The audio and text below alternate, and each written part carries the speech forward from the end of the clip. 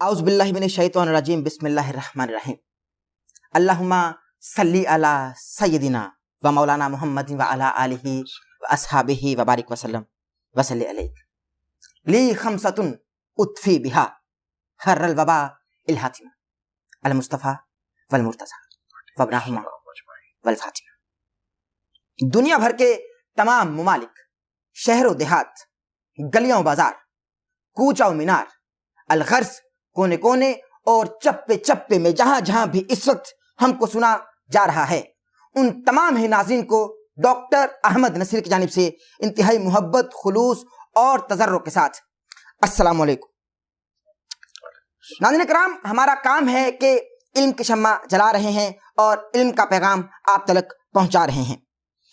آج بھی جو شخصیت ہمارے ساتھ براجمان ہیں، میرے ناقص علم کے مطابق کسی بھی دین مدرسے سے سند یافتہ نہیں ہیں، پیشے کے لحاظ سے انجینئر ہیں، لیکن اس کے باوجود بھی انہوں نے تمام فرقوں کی راتوں کی نیند حرام کر دی ہے۔ کل تک جو فرقے 73 فرقوں والی حدیث سناتے تھے، آج خود کو فرقہ تسلیم کرنے کے لیے تیار نہیں ہیں۔ ان کی وجہ سے امت کراماتی بزرگوں اور بابوں سے محروم ہو گئی ہے۔ پہلے کراماتی بابے ہوا کرتے تھے جو مردے زندہ کر دیا کرتے تھے، نگاہ مار کر لوح محفوظ پڑھ لیا کرتے تھے، سلام پھیرتے تھے تو دائیں بائیں مقتدی حافظ بن جاتے تھے، جائے نماز اٹھاتے تھے تو نیچے سے خزانہ نمودار ہوتا تھا، پانی پر چہل قدمی کیا کرتے تھے، دلوں کا حال بھی جان لیا کرتے تھے، ہوا میں اٹھ کر نام محرم مریدنی کو بچانے پہنچ جایا کرتے تھے، کبھی جلال میں آتے تو سورج کو نیچے بلا کر بوٹی بھون کر بھی کھا لیا کرتے تھے۔ کوئی بغیر وضو ان کا نام لینے کی جرت کرتا تو فوراً مر جاتا۔ لیکن جب سے مولویوں کی نظر میں یہ انجینئر نامی فتنہ نمودار ہوا ہے، امت مسلمہ کی نیندیں حرام ہو چکی ہیں۔ ظاہر ہے کہ جو ان کو اس وقت فتنہ سمجھ رہے ہیں یا تصور کر رہے ہیں، جب سے یہ گمراہ انجینئر آیا ہے، بابوں بزرگوں کے ایسے قصے سن کر بے ساختہ ہنسی نکل آتی ہے اور بابوں پر میمز بننا شروع ہو چکے ہیں۔ اللہ پاک اس انجینئر کو ہدایت عطا فرمائے، جس نے سارے فرقوں کی مٹی پلید کر دی اور صدیوں سے کھڑے فرقوں کی نیندیں حرام کر دی، بلکہ جنازہ تک نکال دیا اور ثابت کر دیا کہ بنا مدرسے میں جائے انسان اہدنا الصراط المستقیم پر عمل پیرا کر کے علم کی شمع روشن کر کے لاکھوں مسلمانوں کو علمی کتابی بنا سکتا ہے۔ جی ہاں، ہماری پوڈ کاسٹ میں آج کے مہمان انتہائی علمی کتابی شخصیت کے حامل ہیں۔ ان کا رسمی طور پر تعارف میں کراؤں گا تو اسی طریقے سے کراؤں گا۔ صدیوں سے کھڑے فرقوں کی کر دی ہیں جس ایک شخص نے نیندیں حرام اور جن کے نام سے تمام مولویوں پر طاری ہو جاتا ہے لرزہ، تشریف فرما ہے انجینئر محمد علی مرزا۔ السلام علیکم۔ وعلیکم السلام ورحمۃ اللہ وبرکاتہ۔ ولا حول ولا قوۃ الا باللہ۔ اللہم صلی علی محمد وعلی آل محمد۔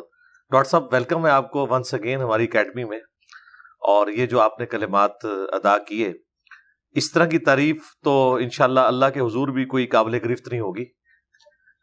اس تعریف کے اندر سچائی ہے الحمدللہ، اور یہ وہ سچائی ہے جو ہمارے مخالفین بھی مانتے ہیں کہ جی جب سے انجینئر صاحب آئے ہیں بزرگوں نے اڑنا چھوڑ دیا ہے۔ الحمدللہ، تو میرا خیال ہے اس سچائی کے اوپر اجماع امت ہو چکا ہے اللہ کے فضل۔ آپ کی طبیعت ٹھیک ہے؟ الحمدللہ، بہت شکریہ، قیمتی وقت عطا فرمایا اور ایک مرتبہ پھر آپ نے اکیڈمی میں دعوت دی۔ اللہ آپ کو سلامت رکھو، اسی طرح آپ دین کا کام کرتے رہیے۔ انجینئر صاحب، علی بھائی، پہلا سوال آپ کی خدمت میں رکھنے والا ہوں۔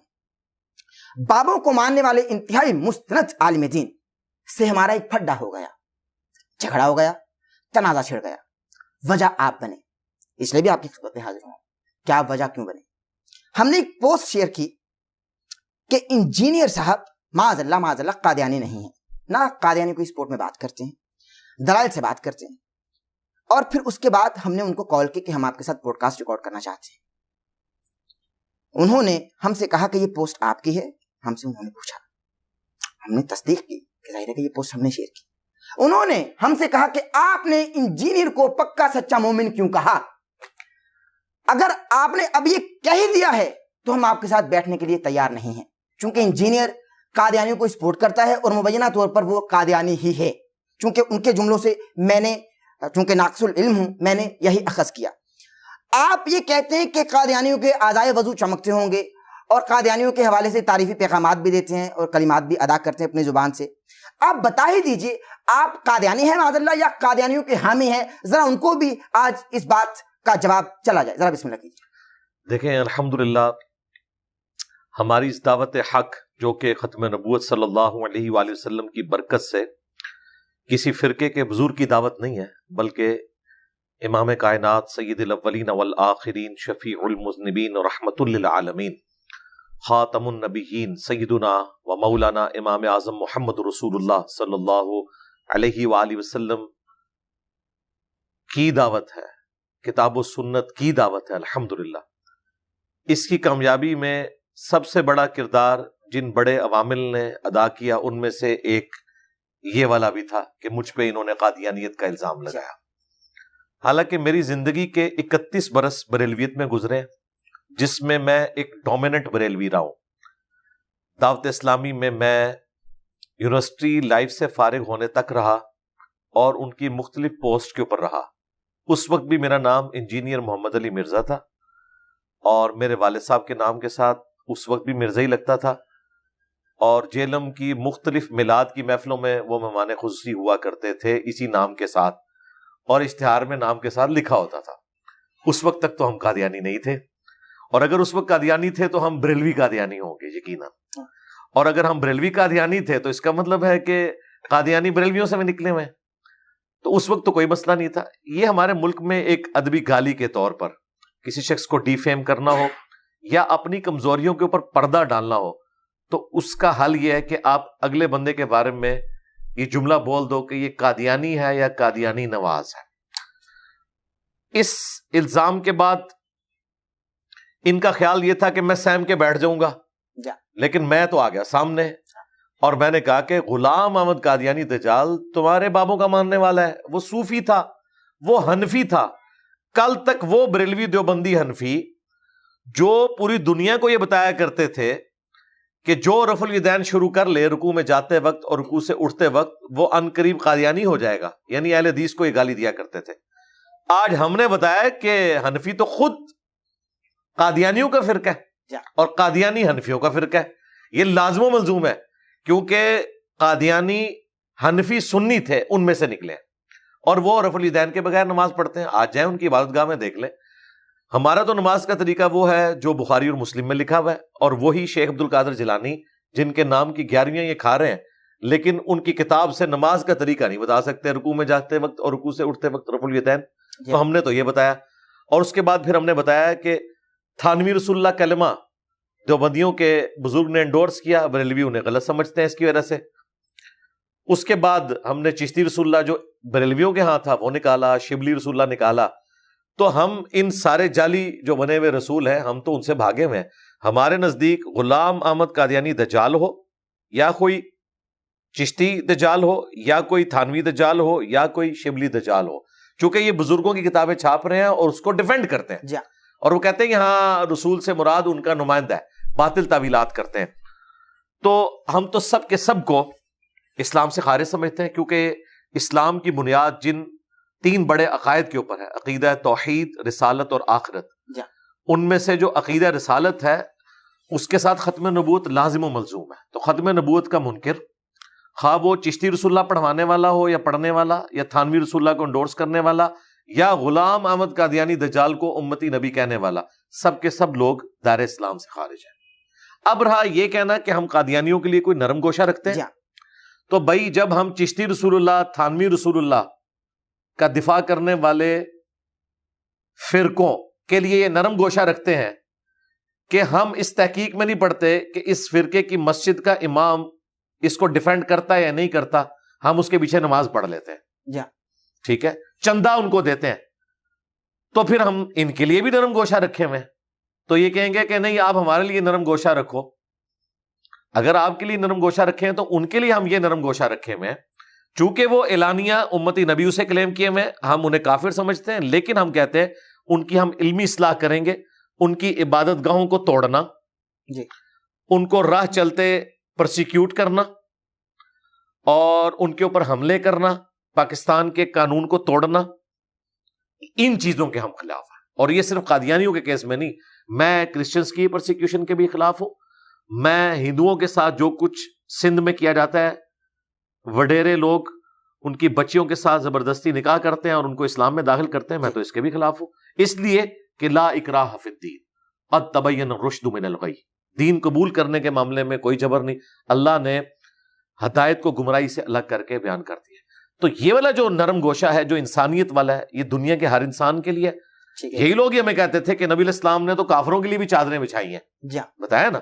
علمی آپ نے اختلاف رکھنا ہے، تو ان کو کافر ماننا یہ الگ چیز ہے. علمی اختلاف رکھنا اور انہیں دعوت دینا، اس کا تقاضا یہ ہے کہ ان کو قتل کرنے کی بجائے انہیں اسلام کی دعوت دی جائے تاکہ قادیانیوں کی نسلیں اسلام میں واپس آ جائیں.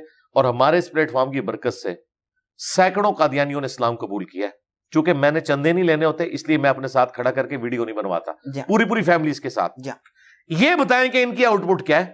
یہ تو جس مناظرے میں بیٹھتے ہیں، یہ تو چشتی رسول اللہ اور تھانوی رسول اللہ کے اوپر ہی پھنس جاتے ہیں. یہ مناظرہ بھی نہیں کر سکتے قادیانیوں کے ساتھ. اچھا جی، کبھی بھی نہیں. وہ تو آگے رکھ دیتے ہیں. نہیں، یہ تو آپ نہیں کریں. کیسے؟ جی میں آپ کو وثوق سے کہہ رہا ہوں، یہ نہیں کر سکتے مناظرہ. اور یہ بات میں آپ کو بتاؤں اس حد تک ہے، مجھے 2017 کے جو دھرنے تھے خادم رضوی صاحب کے، ان دھرنوں میں سے ایک شخص نے فون کیا اور اس نے کہا کہ میں ختم نبوت پہ کام کر رہا ہوں اور آپ کی ہیلپ کی ضرورت ہے. میں نے کہا بھائی ختم نبوت کے کاپی رائٹ صرف انجینئر صاحب کے پاس ہے، خادم رضوی بھی نہیں ختم نبوت پہ کام کر سکتا. بالکل ٹی ایل بی والوں کو واضح کہتا ہوں، نہ سعد رضوی کر سکتا ہے، نہ خادم رضوی کر سکتا ہے، نہ مولانا طارق جمیل صاحب کر سکتے ہیں، نہ طارق مسعود صاحب کر سکتے ہیں. ایون یہ جو دو گلے پھاڑنے والے بھائی ہیں لاہور کے بھابی، یہ بھی نہیں ختم نبوت پہ کام کر سکتے. اچھا جی، میرا چیلنج ہے، جس دن انہوں نے ختم نبوت پہ کام کیا ان کے فرقے کا چندہ بند ہو جائے گا.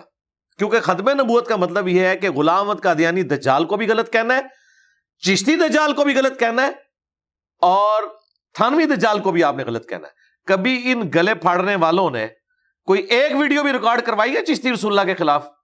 اب کروا دیں چلے آپ کی ویڈیو کی وساطت سے. مگر وہ چیلنج ہے، وہ مانتے نہیں. اور سرکار نہ مانے ویڈیو ریکارڈ کروائے نا، ایمان کا تقاضا ہے. آپ مجھ سے ڈیمانڈ کریں جی فلاں جگہ ایک شبلی دجال نکلا ہے، فلاں جگہ جو ہے وہ ایک ابتسام رسول اللہ پڑھوانے والا نکل آیا ہے، فلاں جگہ ہشام رسول اللہ پڑھوانے والا نکل آیا ہے، فلاں جگہ طارق رسول اللہ پڑھوانے والا نکل ہے. مجھے پیش کیا فتویٰ لینے، کافر ہیں، ان کے ماننے والے بھی کافر ہیں. اگر وہ اپنے نام کا کلمہ، ان کو کہیں کہ یہ چشتی رسول اللہ پڑھانے والے، ان کا دفاع کرنے والے، ان کے اوپر کفر کا فتویٰ دیں. انہیں پتہ ہے کہ یہ دیں گے تو بھائی اپنی مشتوں سے پھر سلامت نہیں نکل سکتے، کیونکہ وہ تو ان چیزوں کا دفاع کرتے ہیں. پیر میر علی شاہ صاحب نے چشتی رسول اللہ کا دفاع کیا ہے تحقیق الحق فی کلمت الحق میں. ان سے بڑا کون بریلوی ہے؟ وہ تو اپنے آپ کو بریلوی نہیں کرتے تھے، یعنی صوفیوں کے ایک فرقے. اشری تھانوی جو دیوبندیوں کے بزرگ ہیں، انہوں نے السنت الجلیہ فی الچشتیۃ العلیہ میں چشتی رسول اللہ کا دفاع کیا. میں نے پورا پوسٹ مارٹم کیا. یہ سارے دفاع کرتے ہیں. احمد صاحب بریلوی نے فتاوی رضویہ میں لکھا کہ 7 سنابل رسول اللہ کی بارگاہ میں مقبول ہے، اس میں بھی چشتی رسول اللہ نکلا ہے، اور انہوں نے مناظرے لڑے ہیں. دیکھیں مفتی حنیف قریشی صاحب نے وہابیوں کو ہی مناظرہ کرتے وقت کہا تھا، وہ توصیف راشدی صاحب کے بڑے بھائی بیٹھے ہوئے تھے سامنے، طالب الرحمان شاہ صاحب، ان کو انہوں نے کہا تھا کہ تم یہ شبلی رسول اللہ چشتی رسول اللہ پہ بات نہ کرو، تمہارے بڑے بزرگ انہیں صوفیاء کی شتیات مانتے ہیں، جب وہ فتویٰ نہیں لگاتے تو تم کون ہوتے ہو؟ یہ میں جو آپ کو کہہ رہا ہوں نا کہ یہ نہیں لگا سکتے، کبھی بھی نہیں لگا سکتے. اب یہ کام شروع کر کے بتا دیں، یہ کبھی بھی نہیں لگا سکیں گے. اس کے رائٹس میرے پاس ہیں. تو اسے میں نے فون پہ کہا کہ رائٹس تو میرے پاس ہیں، آپ کیسے ختم نبوت پہ کام کر رہے ہیں؟ وہ کہتے ہیں دیکھیں میرے یہ پیجز ہیں قادیانیوں کے خلاف. میں نے کہا نہ قادیانیوں کے خلاف تو ختم نبوت کا ایک جز ہے. ختم نبوت یہ ہے کہ غلام احمد قادیانی بھی دجال ہے، چشتی بھی دجال ہے، تھانوی بھی دجال ہے، جس طرح انہوں نے ہمیں بتایا. اگر انہوں نے نہیں کلوایا تو اللہ کے حضور بری ہیں. کل کو 500 سال بعد قادیانی کے ماننے والے بھی کہیں گے جی غلام احمد قادیانی نے کوئی امتی نبی ہونے کا دعویٰ نہیں کیا، تو ہم یہ کہنا شروع کر دیں گے انہوں نے نہیں کیا، چلیں اس زمانے میں کوئی کر لے. یہ چونکہ کہتے ہیں کہ آپ کو سمجھ نہیں آیا، معرفت کی بات ہے، تو ہم یہی کہتے ہیں کہ جنہوں نے اپنے ناموں کے کلمے پڑھائے ہیں ان کو بھی آپ ایکسپوز کریں. تو اس نے کہا علی بھائی اگر میں یہ کروں گا تو میرا تو پیج ہی نہیں چلے گا آگے. تو میں نے کہا آپ نے آندہ سے کہنا ہے ہم اینٹی قادیانی کام کر رہے ہیں، ختم نبوت پہ نہیں کر رہے. ان کا بالکل ٹھیک ہے. پھر اس نے مجھے خود بتایا کہ میں چلا گیا ربوہ، اچھا، ان سے ڈسکشن کرنے کے لیے. کہتا ہے میں نے تو بڑے کانفیڈنس کے ساتھ وہاں پہ جا کے ختم نبوت ڈسکشن کی. انہوں نے چشتی رسول اللہ، تھانوی رسول اللہ میرے سامنے رکھ دیا، میرے ہاتھ پاؤں پھول گئے. تو جب ایک مسلمان کہہ دے کہ ہم نہیں مانتے بھائی، ہم دجال سمجھتے ہیں بھائی اگر وہ دجال کہیں گے میرے بھائی، اگر وہ دجال کہیں گے تو اپنے فرقے میں کیسے واپس آئیں گے؟ حنیف قریشی صاحب نے ایک چھوٹی سی بات میں اختلاف کیا ہے نا، تو دیکھیں ان کی کتنی ٹرولنگ ہو رہی ہے، اختلاف رائے کیا نا، تو اپنے فرقے میں واپس نہیں آ سکتے، یہ مسئلہ ہے۔ ڈاکٹر طاہر القادری صاحب کو اندازہ ہوگا کہ مسئلہ بگڑ گیا، انہوں نے اپنی طرف سے بڑی ہوشیاری دکھائی اور ایک ویڈیو ریکارڈ کروا دی کہ مجھے تو 1971 میں پتا چل گیا تھا کہ یہ سارے بزرگوں کی کہانیوں والی کتاب فراڈ ہے۔ تو میں نے کہا 52 سال تک آپ گونگے شیطان بنے رہے، اتنے لوگوں کا آپ عقیدہ خراب کرتے رہے، ہمیں تو جیسے ہی پتا چلا ہم نے سب سے پہلے بریلویت کا لبادہ اتارا، ٹھیک ہے، جس طرح آپ نے پوڈ کاسٹ کے بعد یہ جو زرق برق لباس ہے اتار دینا ہے، ہم نے فوراً اتار دیا۔ ہم نے کہا بھائی جب نبی علیہ السلام کے ساتھ کوئی گستاخی کر رہا ہے تو بھائی بریلویت پھر اسی چیز کا نام ہے کہ نہ چشتی دجال بچے گا، نہ تھانوی دجال بچے گا، نہ شیولی دجال بچے گا، اور نہ غلام احمد قادیانی دجال بچے گا۔ لیکن بھائی اتنی تعریف کے ازائے وضو چمکتے ہوں گے قادیانیوں کے، یہ آپ نے کیوں؟ نہیں، یہ تو بات ہے ہی نہیں ہے۔ پہلے تو مجھے یہ بتائیں، آپ نے میری ویڈیو دیکھی ہے یا کوئی کلپ کٹا ہوا دیکھا ہے؟ میری جانب تو کلپ ہی آئے بھائی، کلپ ہی ہے، اور انہوں نے بھی کلپ ہی لگایا تھا۔ ہاں بس کلپ لگایا تو وہ بات کہیں اور ہو رہی ہوگی۔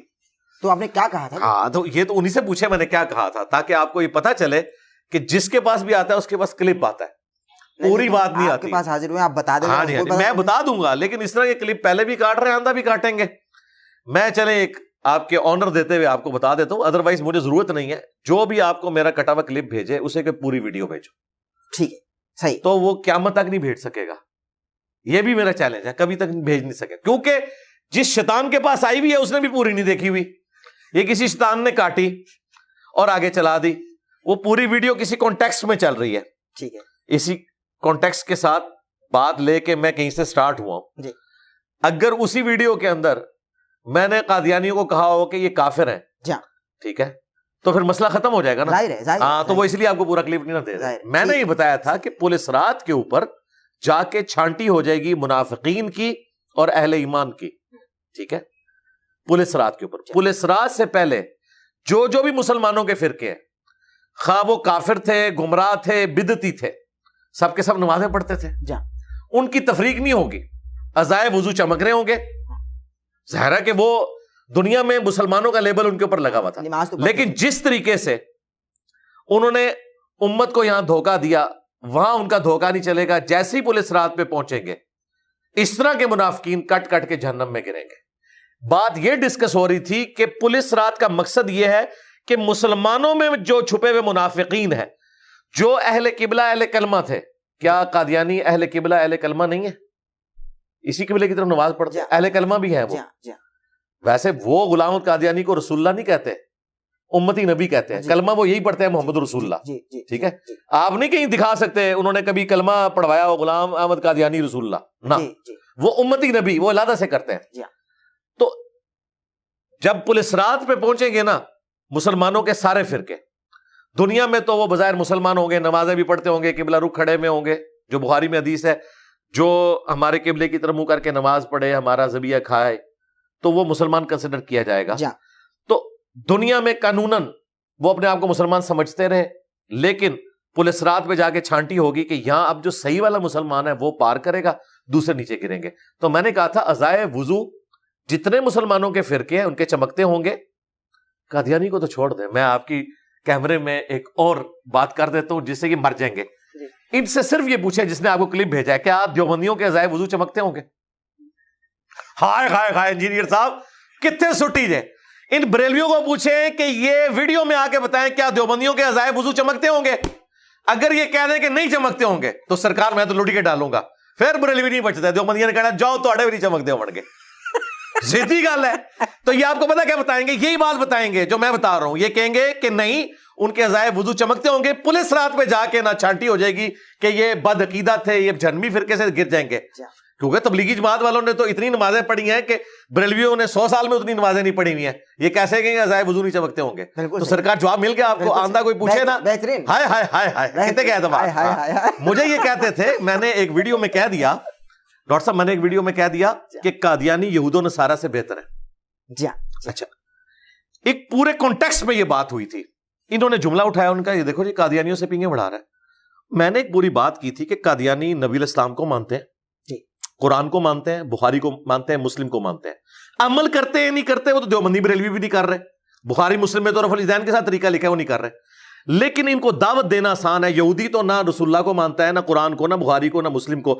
ایک یہودی کو دین سمجھانا زیادہ آسان ہے یا قادیانی کو، جو آلریڈی نبی اسلام کو مانے ہوئے ہیں؟ ظاہر ہے۔ اس کانٹیکسٹ میں نے بات کی تھی کہ یہ ان سے بہتر ہیں، ان تک بات پہنچائی جا سکتی ہے، ان کی آنے والی نسلوں کو آپ اسلام میں داخل کر سکتے ہیں۔ انہوں نے اس کو اٹھا کے پریزنٹ کیا کہ یہ تو پینگے بڑھا رہا ہے، تو پھر میں نے انہیں بھکا دیا۔ میں نے کہا اعلیٰ حضرت نے لکھا ہے احکام شریعت میں کہ قادیانی ہوں، دیوبندی ہوں، اہل حدیث ہوں، شیعہ ہوں، نیچری ہوں، یعنی سر سید احمد خان کے نیچر کے ماننے والے، یہ سب کے سب لوگ 1,00,000 دفعہ بھی اللہ کا نام لیں، ذبیحہ مردار رہے گا، یہ مرتد واجب القتل ہے۔ البتہ یہود و نصارہ کا ذبیحہ حلال ہے۔ تو میں نے کہا تھا تمہارے اعلیٰ حضرت یہود و نصارہ کو وہابیوں سے بہتر سمجھتے ہیں، تو مجھے تو چھوڑو، اپنے عقیدوں کی فکر کرو کہ اہل حدیث، دیوبند اور شیعہ اعلیٰ حضرت کے نزدیک یہود و نصارہ سے بدتر ہیں۔ تو اب مجھے بتائیں کیا یہ یہود و نصارہ سے بدتر ہیں؟ جب اپنا آپ کا سٹیٹس یہ ہے کہ آپ آپس میں ایک دوسرے کو سمجھتے ہیں اس طریقے سے، تو میرے پہ الزام لگاتے ہیں۔ اب آپ نے جا کے گلے پھاڑنے والوں سے پوچھنا ہے کیا بریلویوں کے عزائے وضو چمک رہے ہوں گے، اور کہنا وہ بریلوی جن کا عقیدہ احمد بریلوی والا ہے، جن کو تمہارے ابے نے کافر ڈکلیئر کیا ہوا ہے البریلویہ کتاب کے اندر، تو احمد بریلوی کے عزائے وضو چمک رہے ہوں گے کہ نہیں؟ چھوڑیں مختصر، چھوڑیں بریلوی، اس نے پھر تماشا لگانا ہے، اگر شرک نہ کیا ہو فلانا، چڑھ دے۔ دو گلے پھاڑنے والے بھائیوں یہ بتاؤ کہ تمہارے ابے نے جو کتاب لکھی ہے احمد بریلوی کے خلاف، احمد بریلوی کے عزائے وضو چمک رہے ہوں گے قیامت والے دن کے نہیں؟ اور بریلویوں تم بتاؤ اشرف تھانوی صاحب کے عزائے وضو چمک رہے ہوں گے کہ نہیں؟ یہ ہمیں کلیئر کرو۔ اور دیوبندی اور بریلوی دونوں بتائیں کہ محمد بن عبد الوہاب صاحب اور امام ابن تیمیہ کے عزائے وضو چمک رہے ہوں گے قیامت والے دن کے نہیں؟ اگر یہ کہ چمک رہے ہوں گے تو پھر اس کا مطلب ہے مومن ہے، وہ کہے کہ نہیں آگے جا کے چھانٹی ہوگی پولیس رات پہ، اور اگر کہیں کہ نہیں ہے، نہیں چمک رہے، تو پھر یہ کافر سمجھتے ہیں، پھر آپس میں لڑے، ہم تو بیچ میں سے نکل۔ بڑا چیلنج ہے، بڑا چیلنج ہے۔ علی بھائی مجھے یہ بتائیے کہ آپ قادیانیوں کو، اگر میں آپ سے یہ سوال کروں کہ قادیانی بہتر ہے آپ کی نظر میں یا چشتی رسول اللہ پارٹی؟ دیکھیں جو قادیانی ہے نا، وہ تو صراحتاً ایک بنیادی عقیدہ کلیم کیے ہوئے ہیں غلام احمد قادیانی دجال کے بارے میں کہ وہ امتی نبی ہے، ٹھیک ہے، جبکہ چشتی رسول اللہ، تھانوی رسول اللہ جو پارٹی ہے نا، ان کے بڑے بڑے علماء دفاع کرتے ہیں، عوام کو تو پتہ ہی کوئی نہیں ہے۔ عوام کے سامنے جب ہم نے یہ مقدمہ رکھا ہے، عوام ان کو چھوڑ کے ہمارے ذریعے رسول اللہ کے ساتھ اٹیچ ہو گئی، تو یہ اس بات کا ثبوت ہے کہ کوئی کمپیریزن نہیں، زمین و آسمان کا فرق ہے۔ دیوبندی بریلوی جو چشتی یا تھانوی کے ماننے والے ہیں، ان بیچاروں کو تو پتہ ہی نہیں ان کے بزرگوں نے کیا کام ڈالا ہے۔ جیسے ہی انہیں پتہ چلا ہے تو انہوں نے کہا کہ بھائی خواہ قادیانی دجال ہو یا چشتی دجال، ہم اسے نہیں مانتے، مسئلہ ان کے مولویوں کا پھنسا ہوا ہے، لہٰذا دیوبندی بریلوی ظاہر ہے کروڑ گنا بہتر ہے ان سے۔ سبحان اللہ، بہترین۔ لیکن بریلی شریف میں ابھی تک کوئی چشتی رسول اللہ کلمہ پڑھنے والا نہیں ملتا ہم کو۔ وہ میرے ڈر کی وجہ سے نہیں پڑھ رہے نا، پڑھتے ہوں گے ویسے جی۔ فتاوی رضویہ میں جب لکھا ہوا ہے کہ 7 سنابل رسول اللہ کی برگاہ میں مقبول ہے، فتاوی رضویہ ٹھیک ہے، وہیں سے نکلا ہے نا، صحیح ہے۔ اور 7 سنابل بھی پرنٹ ہو رہی ہے انڈیا میں، پاکستان میں، اس میں چشتی رسول اللہ لکھا ہوا ہے۔ یہ جواب دیں۔ اگر یہ کہتے ہیں کہ اعلیٰ حضرت کو پتہ نہیں چلا تو ہم کہیں گے کہ اعلیٰ حضرت مجرم ہے کہ اس نے ایک امتی کے نام کے کلمہ پڑھنے والی کتاب کو کہا رسول اللہ کی بارگاہ میں مقبول ہے۔ بخاری مسلم میں حدیث ہے جس نے میری طرف جھوٹ منسوب کیا اپنا مقام جہنم میں دیکھ لے۔ بالکل صحیح علی بھائی۔ اور اگر انہوں نے لا علمی میں کیا ہے تو اعلیٰ حضرت کی بزرگی فارغ ہے، ان کے پاس نہ کوئی علم غیب تھا، نہ بزرگ تھا، نہ دلوں کا حال جانتے تھے، انتہائی اجڑ تھے کہ انہوں نے اتنی بڑی بات کر۔ بالکل صحیح، آپ کا پیغام پہنچ گیا۔ مجھے بس ایک میں سوال کرنا چاہتا ہوں، اسی سوال میں سوال نکال رہا ہوں، میں کر رہا ہوں آپ سے۔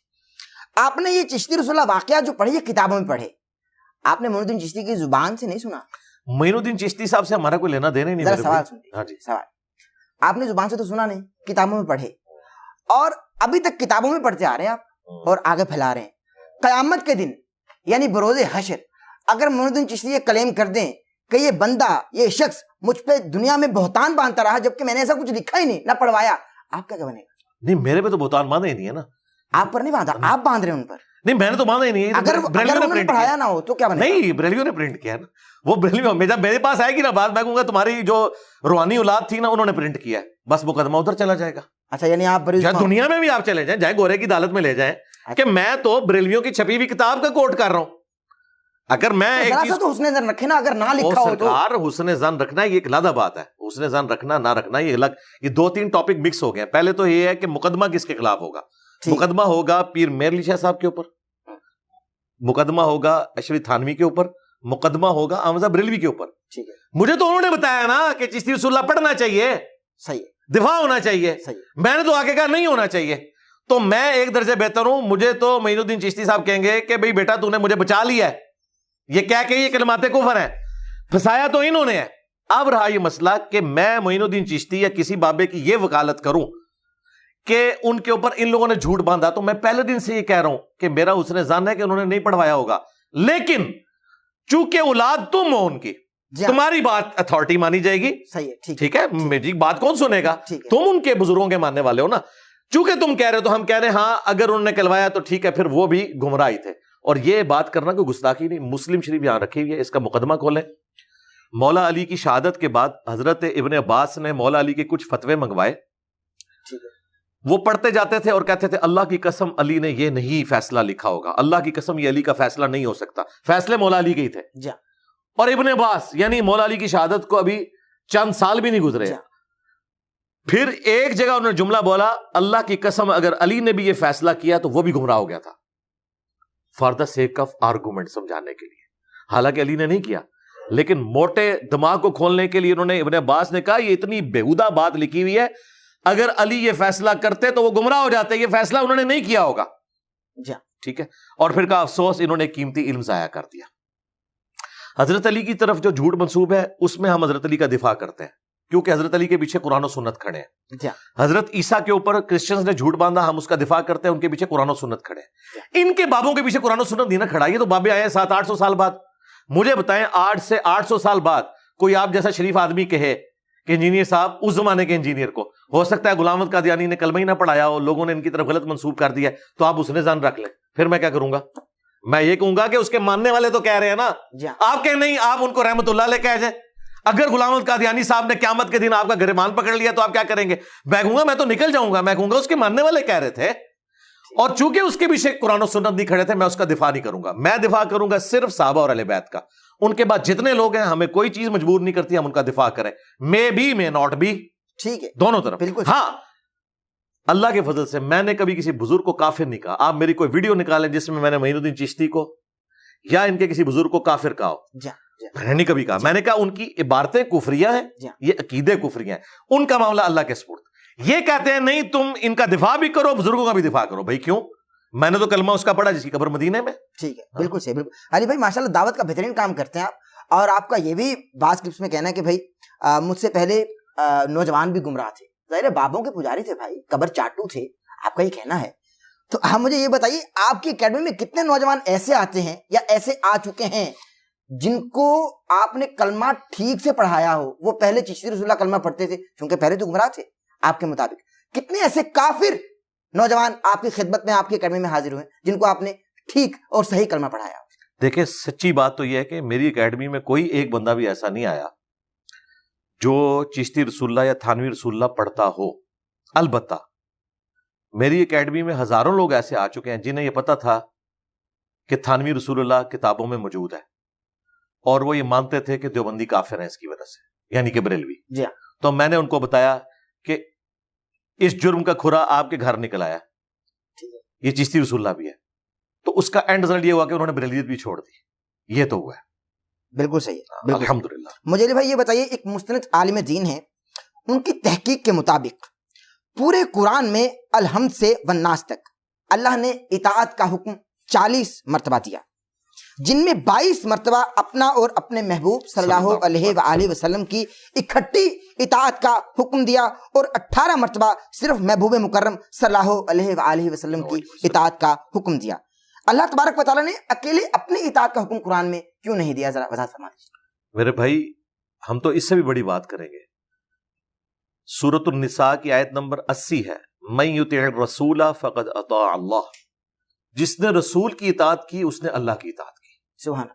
ٹھیک ہے, قرآن میں کہیں یہ نہیں آیا کہ جس نے اللہ کی اطاعت کی اس نے رسول کی اطاعت کی.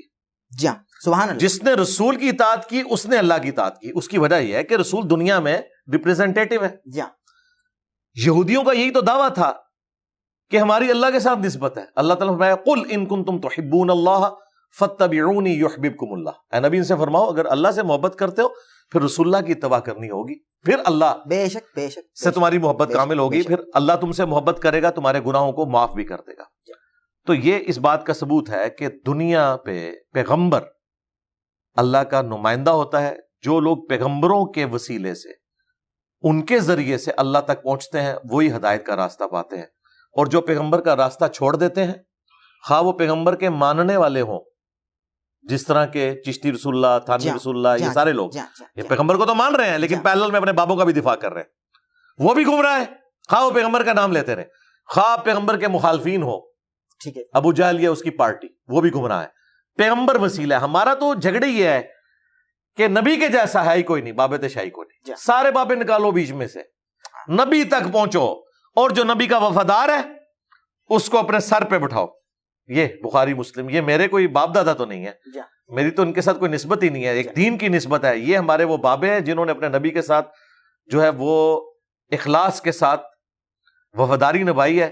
ہم ان کو اپنا بابا مانتے ہیں. سبحان اللہ, سبحان. علی بھائی, ایک واقعہ ملتا ہے کہ نبی کریم صلی اللہ علیہ وآلہ وسلم آرام فرما رہے تھے مولا علی علیہ السلام کے زانوں پر, اور نماز عصر نکل رہی ہے, یہاں تک کہ سورج غروب ہو گیا, اور مولا علی کی آنکھوں سے آنسو جاری ہوئے, نبی کے رخسار پہ پڑے.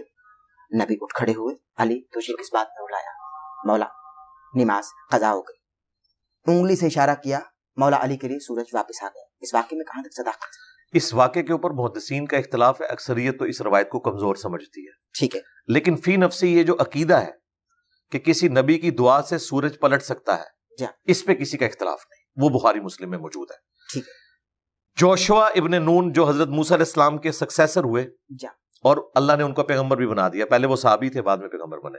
ان کے بارے میں بخاری مسلم میں آتا ہے کہ ہفتے کا دن شروع ہونے والا تھا, یعنی جمعے کی مغرب کا وقت آنے والا تھا, اور کافروں کے ساتھ ان کی جنگ جاری تھی, اور ہفتے والے دن قتال کرنا ان کے لیے منع تھا, بنی اسرائیل کے لیے. انہیں خطرہ تھا کہ بیچ میں ایک دن کا گیپ آیا تو کافر دوبارہ سے اپنی اسٹرینتھ کو جمع کر لیں گے اور پھر ٹی ناٹ ہمارا سٹارٹ ہو جائے گا. تو انہوں نے اللہ سے دعا کی کہ اے اللہ سورج کو تھوڑی دیر کے لیے روک دے, دن کو لمبا کر دے تاکہ ہم اپنے مخالفین کو شکست دیں. تو بخاری مسلم کے الفاظ ہیں, جوشوا ابن نون کی دعا کی برکت سے اللہ تعالیٰ نے سورج کو روک دیا, ان کے لیے دن لمبا ہو گیا, اور مسلمانوں کو, اس زمانے میں تو مسلمان تھے, پتہ ہوگی. لہٰذا فی نفسی ہی یہ جو عقیدہ ہے نا, چونکہ عقیدے میں کوئی اختلاف نہیں ہے, ٹھیک ہے, لہٰذا اگر اس کی بنیاد پہ کوئی اس روایت کو, چونکہ امام طحاوی اس روایت کو درست سمجھتے ہیں, تو اس روایت کو کوئی درست سمجھے اور اس پہ کوئی عقیدہ بھی بنا لے, ہمیں کوئی اس سے اختلاف نہیں ہے. ہم ایک ٹیکنیکل بحث کرتے ہیں کہ اصول محدثین کے اوپر روایت ثابت نہیں, لیکن فی نفس سے یہ عقیدہ کہ نبی کی دعا سے سورج رک سکتا ہے, اس کی اصل بخاری مسلم میں موجود ہے. بالکل ٹھیک ہے. علی بھائی, میں جلدی سوالات آپ کی خدمت میں رکھ رہا ہوں. آپ کا ایک کلپ ہے کہ آپ 30 پاروں کی تقسیم کو نہیں مانتے کیونکہ یہ بنو امیہ کے دور میں کی گئی. آپ نے ہمیشہ جوڑنے کی بات کی, یہاں تو آپ امت کو تقسیم کر رہے ہیں, فرقہ واریت کے خلاف ہیں آپ, لیکن یہاں اس آپ کے بیان سے فرقہ واریت مزید پھیلے گی. اس کی وجہ یہی وجہ ہے کہ تمام امت جو ہے, تمام قوم جو ہے, تمام فرقے جو ہے وہ 30 پاروں کی تقسیم کوئی نہیں مانتا. سعودی عرب میں پاروں کی تقسیم نہیں ہوتی ہے, شیعہ تو ویسے نہیں مانیں گے, امت کہاں سے آ گئی؟ امت کے 30 پارے نہیں مانتے ہو. شیعہ سے پوچھیں کہ آپ پاروں کی تقسیم کو مانتے ہیں, وہ 40 پارے بھی نہیں مانتے. 40 پارے تو ہے ہی نہیں ہے. وہ کہتے ہیں کہ ہم تو 30 کو نہیں مانتے, 40 کہاں سے ہوں گے؟ مگر ان پہ الزام ہے. یہ دیکھیں, پاروں کی جو تقسیم ہے یہ بعد میں ہوئی ہے, اور امت نے کہیں بھی اس کو اس طرح ایکسیپٹ نہیں کیا کہ یہ کوئی ڈیوائن ہے, اور اس میں ایسی قباحتیں موجود ہیں کہ اس کو اللہ کی طرف تو منسوب کیے نہیں جا سکتا. دیکھیں سورۃ الحجر کی ایک آیت پارہ نمبر 13 میں ہے, اور باقی پوری سورت جو ہے وہ پارہ نمبر 14 میں ہے. ایک آیت جو ایک لائن کی تھی بمشکل, اس کو اس پارے میں ڈال کے کیا ایڈوانٹیج لے لیا, سورت کو 2 ٹکڑے کرتی ہے, وہ ایک آیت ادھر چلی جاتی. اس طرح سورہ یاسین کا بھی آلموسٹ ایک صفحہ 22 نمبر پارے میں ہے, باقی 23 میں. چلے وہ تو پھر بھی کوئی ایک صفحہ بنتا ہے, یہاں تو ایک آیت تھی, یہ لگتا ہے کسی نے صفحے گنے ایسے ایسے کر کے اور اس نے پارے بنا دیے. اتنی بڑی قباحت اللہ کی کتاب میں تو نہیں ہو سکتی تھی نا, کہ سورہ ہجر کی ایک آیت پارہ نمبر 13 میں اور پوری سورہ ہجر جو ہے وہ پارہ نمبر 14 میں, اس ایک آیت کا کیا ایڈوانٹیج لیا؟ یہ بنو امیہ کے دور میں ہوا.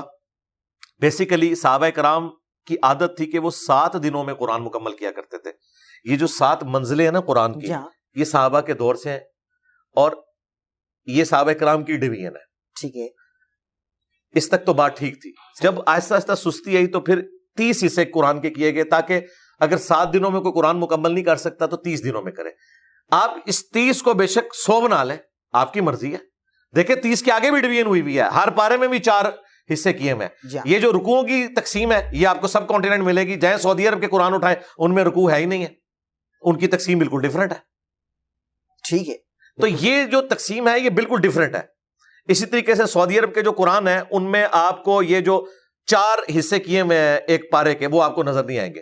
رکوع تو پھر بھی کہیں نظر آ جائیں گے, یہ 4 حصے کہ یہ پہلا جو ہے یہ ربع ہو گیا, اب یہ جو ہے نصف ہو گیا, یہ آپ کو وہاں نظر ہی نہیں آئے گا. تو یہ کوئی ایسی تقسیم نہیں جو الہامی ہو. الہامی چیز جو ہے وہ یہ ہے کہ قرآن کی 114 صورتیں, ٹھیک ہے, اور وہ ایک ترتیب کے ساتھ ہے. صحیح ہے. تمام صورتیں بسم اللہ سے سٹارٹ ہوتی ہیں, ایز اے آیت نہیں بلکہ سورت کے سٹارٹ کے طور پر, سوائے ایک سورت کے سورہ التوبہ کے. اور وہاں پہ جو مسنگ تھی وہ سورہ النمل کی آیت نمبر 30 ہے, انہ من سلیمان وانہ بسم اللہ الرحمن الرحیم. تو یہ 30 پاروں کے حوالے سے ڈاکٹر اسرار صاحب نے جو قرآن کا تعارف ریکارڈ کرایا ہے, یہ ساری باتیں جو بہکی میں کر رہا ہوں انہوں نے بھی کی ہوئی ہیں, یہ کتابوں میں لکھی ہوئی ہیں. یہ کوئی ایسی بات نہیں کو میں نے نہیں کر دی ہے. صحیح ہے, ٹھیک ہے. اب قرآن کا ذکر ہوا تو قرآن کی بات کر لیں. آپ کا دعویٰ ہوا کرتا ہے ہر ویڈیو میں کہ آپ اچھی اردو بولنے میں ماہر ہیں, اچھی عربی بولنے میں ماہر ہیں, معذرت کے ساتھ ماشاء اللہ اچھی عربی بولتے ہیں. اور قرآن اچھی عربی نہیں, اچھی قرات کرنے میں. قرات کہہ لیجیے, قرات عربی میں نا بھائی. نہیں, وہ عربی ایک لنگوسٹک ہے نا. ٹھیک ہے, وہ اس میں وہ مہارت قرات کہہ لیجیے, بلکہ قرآن کی قرات بالکل صحیح ہے. بلکہ آپ نے پھر ایک بار اپنے پوڈ کاسٹ میں قرآن پڑھ کے بھی دکھایا اور اینکر سے بھی کہا کہ قرآن آپ, کیونکہ اس نے کہا تھا کہ جی اس طرح, میں نے کہا لیکن میں آپ سے نہیں کہوں گا تو آپ مجھ سے بھی نہ کہیے گا, میں کچھ اور سوال کرنے والا ہوں. جی ہاں, میں سوال یہ کرنے والا ہوں کہ ہم بہت سارے علماء دین کے پاس جاتے ہیں, وہ کہتے ہیں کہ آپ انجینئر صاحب کی بات کرتے ہیں, ان کو قرآن پڑھنا ٹھیک سے نہیں آتا, وہ عربی میں ران کو پٹ کہتے ہیں, تو یہ کیا سلپ آف ٹنگ تھا یار؟ وہ تو بات ہی کچھ ہوئی تھی. اور یہ کیا تھا بتا. پہلی بات یہ ہے کہ انہیں کہ وہ اپنا جو کلپ ہے نا کٹا ہوا, وہ پوری ویڈیو دیکھیں. میں اس کو سمجھاتے ہوئے کیا کہہ رہا ہوں کہ اردو بولتے ہوئے جب کبھی بھی انسان ڈسکشن کر رہا ہوتا ہے, کچھ انگریزی کے الفاظ بول دیتا ہے, کچھ اردو کے, کچھ پنجابی کے. ان کو یہ نظر آیا, میں نے کئی دفعہ اردو بولتے ہوئے پنجابی کے الفاظ استعمال ہوئے, اور میں نے کہا کہ ہم اردو میں اس کے لیے لفظ استعمال کرتے ہیں, حالانکہ وہ اردو میں استعمال نہیں ہوتا. وہ بولتے ہوئے میرے دماغ میں یہ نہیں تھا کہ اردو ڈکشنری میں آتا ہے. مراد یہ کہ اس کے پٹ کا لفظ تو اردو میں بھی نہیں یوز ہوتا, یہ تو پنجابی کا لفظ ہے, ٹھیک ہے نا. تو یہ کوئی عربی میں تو پے ہوتی ہی نہیں ہے. ہاں جی, پیر کی پے بھی نہیں ہوتی, ٹھیک ہے جی, اور حق چار یار کی چے بھی نہیں ہوتی, اور پنج تن پاک کی پے بھی نہیں ہوتی, ٹھیک ہے. ہم نے کبھی اعتراض نہیں کیا, یہ فارسی زبان میں, عقائد آپ نے اردو میں رکھے ہوئے ہیں, اخذ عربی سے کیے ہوئے ہیں, ٹرمز آپ کی فارسی ہیں. تو یہ میں کوئی عربی لنگوسٹک نہیں پڑھا رہا تھا کہ یہ قرآن کا یہ لفظ آیا اور اس کا یہ مطلب ہوا ہے. میں یہ نماز میں آپ نے تشہد میں زانوں پر ہاتھ رکھنا ہے, تو میں نے کہا اس میں جو عربی کے لیے لفظ استعمال ہوا ہے نا, وہ پٹ کے لیے ہم اپنی زبان میں استعمال کرتے ہیں. یہ بات کرتے ہوئے وہ الفاظ کا جو تقدیم اور تاخیر ایسا ہوا کہ اس سے لگ رہا ہے گویا میں یہ کہہ رہا ہوں کہ عربی زبان, یہ میں نے اس کی بریفنگ کرتے ہوئے کہا, نہ کہ میں یہ بتا رہا تھا کہ عربی میں انگلیوں کو یہ کہتے ہیں اور زانوں کو یہ کہتے ہیں اور ناخنوں کو یہ کہتے ہیں. یہ تو میں پڑھا ہی نہیں رہا تھا, تو اس سے کوئی فرق نہیں پڑتا. ٹھیک ہے, بالکل صحیح. میں اگلے سوال کی جانب بڑھ رہا ہوں. آپ کے استاد محترم مولانا اسحاق رحمہ اللہ فیصل آباد والے, ان کا ایک کلپ ہے, اللہ درجات میں بلندی عطا فرمائے, ان کے کلپ میں سنا جا سکتا ہے کہ حضرت عمر فاروق رضی اللہ تعالیٰ عنہ کی جانب سے جناب فاطمہ الزہرا ابی ہوا علیہ افضل الصلوۃ والسلام کے گھر کا دروازہ گرایا گیا. ان کے شکم تھر میں ان کا بچہ بھی یعنی جناب محسن بھی شہید ہو گئے. اب شیعہ تو برا کہیں گے نا جناب عمر کو, یہ وہ باقاعدہ چلا کر اپنی ویڈیو میں بیان نہیں, وہ آؤٹ آف کانٹیکسٹ ہے, اس کی کلیریفیکیشن بھی آ گئی تھی. وہ بیسیکلی انہوں نے یہ الزامی جواب کے طور پہ بات کی تھی کہ شیعہ کا کوئی قصور نہیں, ان کے بڑوں نے ان کو یہ بتایا ہے, اور رسول اللہ کی عقیدت کی وجہ سے وہ حضرت عمر کو گالیاں ہی دیں گے. انہوں نے یہ نہیں کہا تھا کہ میرا یہ عقیدہ ہے. اگر ان کا عقیدہ ہوتا تو حضرت عمر تو نہ کہہ رہے ہوتے. بعد میں انہوں نے سوال جواب میں کہا کہ اگر حضرت عمر قاتل ہوتے تو میں ان کو حضرت عمر رضی اللہ تعالیٰ عنہ تو نہ کہہ رہا ہوتا. اور ان ظالم وہابیوں نے یہ حرکت کی, ان کے خلاف فتویٰ لکھا. حالانکہ اسی ممبر سے مولانا اسحاق صاحب رحمہ اللہ نے اس سے پہلے بھی اور اس کے بعد بھی حضرت عمر کی شان میں پورے خطبات بیان کیے ہیں. ان کی زندگی کے جو خلافت کے 12 لیکچر ہیں پنجابی زبان میں, حضرت عمر کی شہادت سے لے کر سیدنا حسین کی شہادت تک, اس میں ان کا مقدمہ ہی یہ ہے کہ خلفائے راشدین جو ہے وہ حق پر تھے اور بنو امیہ نے سارا بیڑا غرق کیا. اور ان کی کئی ویڈیوز میں انہوں نے بولا ہے کہ حضرت ابو بکر اور عمر کی خلافتیں محفوظہ ہیں اور عثمان اور علی کی مفتونہ ہے. جو حضرت ابوبکر اور عمر کی خلافت کو محفوظہ کہہ رہا ہے جی ہاں اور ان خلافتوں کو حضرت عثمان اور حضرت علی کی خلافت سے بہتر کہہ رہا جی ہے، ہاں اس کے بارے میں یہ کہنا کہ وہ حضرت عمر کا گستاخ ہے تو اپنے دماغ کا علاج کریں. یہ کلپ کاٹا ہے جس طرح میرا کلپ کاٹتے ہیں. یہ انہوں نے مخالفین کی رائے پیش کی تھی کہ انہیں یہ بتایا گیا، اس لیے وہ یہ کہتے ہیں. ان کو یہ کتابوں میں بات پہنچی، یہ جعلی ہے. انہوں نے پھر بتایا کہ ابان بن ابی عیاش نے جھوٹ بولا ہے. جی ہاں انہوں نے لائیو سیشن میں اس کی کلیریفیکیشن دی ہوئی ہے. بالکل صحیح. علی بھائی سنی شیعہ اختلاف ہے نبی کریم صلی اللہ علیہ وآلہ وسلم کی ولادت کو لے کر. اہل تشیع کا کہنا ہے کہ بھائی نبی کریم صلی اللہ علیہ وآلہ وسلم کی آمد 17 ربیع النور شریف کو ہوئی، جبکہ بریلوی ہیں اہل سنت ہیں وہ کہتے ہیں 12 ربیع الاول کو اور مناتے ہیں باقاعدہ. تو ذرا حقائق بتا دیں، آپ کے پلیٹ فارم سے جانا چاہیے. دیکھیں کتابوں میں تو 12 ربیع الاول ہے، شیعہ کے ہاں بھی ٹھیک ہے. اہل سنت کے ہاں بھی. صحیح ہے. اصول الکافی آپ شیعہ کی کتاب اٹھائیں، جس طرح اہل سنت کے ہاں صحیح بخاری ہے، جی ہاں اس میں 110 نمبر جو چیپٹر ہے نا جی ہاں وہ ولادت مصطفیٰ کے اوپر ہے. اس میں واضح لکھا ہے کہ نبی الاسلام 12 ربیع الاول کو پیدا ہوئے. شیعہ کی کتاب. شیعہ کی کتاب. جی جی بالکل دیکھ لیں، نہ نکلے مجھے پکڑ لیں. اہل سنت کے ہاں دلائل النبوہ امام بیہقی کی کتاب میں سٹارٹ ہی میں 4 نمبر روایت ہے کہ نبی الاسلام عام الفیل والے سال 12 ربیع الاول کو منڈے کے دن پیدا ہوئے، جی ہاں جس سال ہاتھیوں کا لشکر تباہ ہوا تھا ابراہ کا. جی ہاں جی ہاں. تو کتابوں میں 12 ربیع الاول ہے ٹھیک ہے. سنی اور شیعہ کے ہاں. امام خمینی نے ایران میں یہ پورے کا پورا ہفتہ میلاد کا ڈکلیئر کر دیا تھا تاکہ سنی شیعہ اختلاف ختم ہو جائے. ایران میں 12 اور 17 نہیں منائی جاتی، وہ پورے کا پورا ایک ویک منایا جاتا ہے ربیع الاول کا. ٹھیک ہے. انہوں نے سنی شیعہ کنفلکٹ کو اس حوالے سے دفنا دیا، بالکل صحیح. لیکن کتابوں میں جائیں تو 12 ربیع الاول ہی ہے. لیکن شیعہ 17 کہہ کر کس کو تقویت دے رہے ہیں پھر؟ کیوں بس اختلاف وہ کر رہے ظاہر ہے ایک ڈفرنس تو قائم رکھا ہوا ہے نا انہوں نے. ان کے ہاں 17 والی بھی روایتیں موجود ہیں، لیکن میں نے تو اصول کافی سے 12 والی بتا دی. ہیں؟ بالکل صحیح ہے. باقی یہ کوئی ایسا جھگڑا نہیں کہ اس کو بنیاد بنایا جائے. ربیع الاول کے اوپر متفق صحیح ہیں، ہے صحیح ہے صحیح ہے. منڈے کے دن کے اوپر متفق ہیں، بس آنورڈ چلے. علی بھائی غصہ اسلام میں حرام ہے، مگر طلاق ہمیشہ غصے میں دی جاتی ہے. یعنی کبھی کسی شوہر نے اپنی زوجہ سے یہ نہیں کہا ہوگا کہ میری جان آج میں تمہیں طلاق دیتا ہوں، کبھی ایسا نہیں کہا. ہمیشہ غصے میں دی جاتی ہے طلاق. تو جبکہ ایک چیز اسلام میں ہے ہی حرام تو اس میں حلال امر کیسے انجام پا سکتا ہے؟ غصہ تو کوئی حرام نہیں ہے جی اسلام میں. ہم تو نہیں مانتے اس بات کو. یہ کہاں لکھا ہوا ہے؟ ایکسٹریم لیول کا غصہ. نہیں، اسلام میں غصہ تو کہیں حرام نہیں ہے. اللہ کے لیے غصہ آ جاتا ہے، اللہ کے لیے غصہ آتا ہے. نبی الاسلام کی تو طبیعت میں غصہ تھا. طلاق اللہ کے لیے دی جاتی ہے. نہیں، وہ طلاق والا معاملہ الگ ہے. مثال تو نہیں نہیں نہیں، میں پہلی بات جو یہ جملہ ہے نا غصہ حرام ہے، یہ ہے ہی غلط ہے. غصہ حرام نہیں ہے. اللہ کی حمیت کے لیے غصہ آتا ہے. صحیح مسلم میں 2005 نمبر حدیث ہے، نبی الاسلام جب ممبر پہ چڑھتے آپ کی آواز بلند ہو جاتی، آنکھیں سرخ ہو جاتی، غصے میں اضافہ ہو جاتا، گویا کوئی جرنیل اپنی فوج کو تیار کر رہا ہے. غصے کے الفاظ ہیں. ٹھیک ہے بالکل صحیح ہے. غصہ مطلقاً حرام نہیں ہے. صحیح. اللہ کی حمیت میں غصہ ہو بالکل درست ہے، لیکن جہاں پہ ریاکاری والا کوئی ایلیمنٹ شامل ہو جائے یا نفس پرستی والا ہو جائے وہاں پہ حرام ہے. جس طرح مولا علی جب کافر کے اوپر چڑھے اس نے تھوک دیا تو انہوں نے کہا اب مجھے جو غصہ آیا وہ اپنے نفس کے لیے آیا.